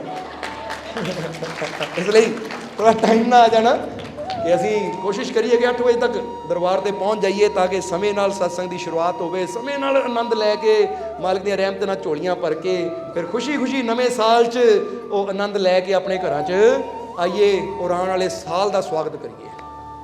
ਸੋ ਪਹੁੰਚੋਗੇ ਕਿ ਨਹੀਂ? तो सारे अजीबा ने पहुँचना भी है और जिदा दसिया जो करना 100% करना, ये नहीं कि 50-50 देखा टाइम लगा तो आ जावांगे। इदा नहीं, बस बना लो मन के हुण 100% शेर की तरह 100% ही जोर लाना, ताही मंजिल मिलनी है, ताही ये रहमतां मेरे हाथ आनियां है।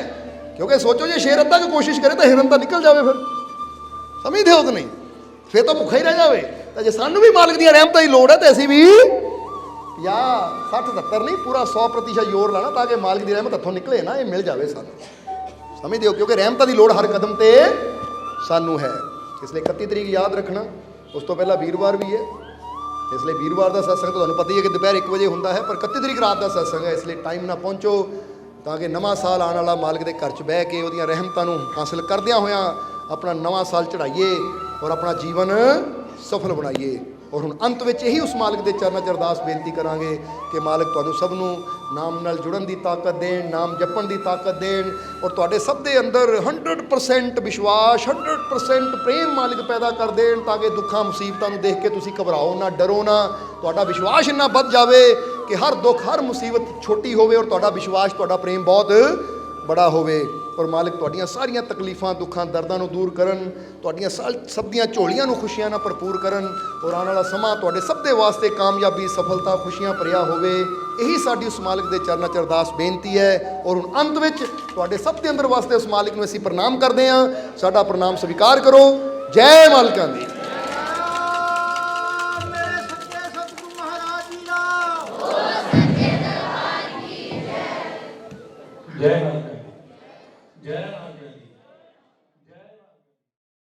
वीडियो अच्छी लगी हो तो कृपया इसे शेयर जरूर करें। आपके शेयर करने से अगर किसी की जिंदगी में अच्छा बदलाव आता है, पॉजिटिव चेंज आती है, तो ये भी आपकी तरफ से किया गया एक नेक कर्म होगा, एक सेवा होगी। तो वीडियो को शेयर जरूर करें और वीडियो देखने के लिए सर्व संजय दरबार कांटियां शरीफ यूट्यूब चैनल को सब्सक्राइब करें और फेसबुक पेज को फॉलो करना ना भूलें। जय माता दी।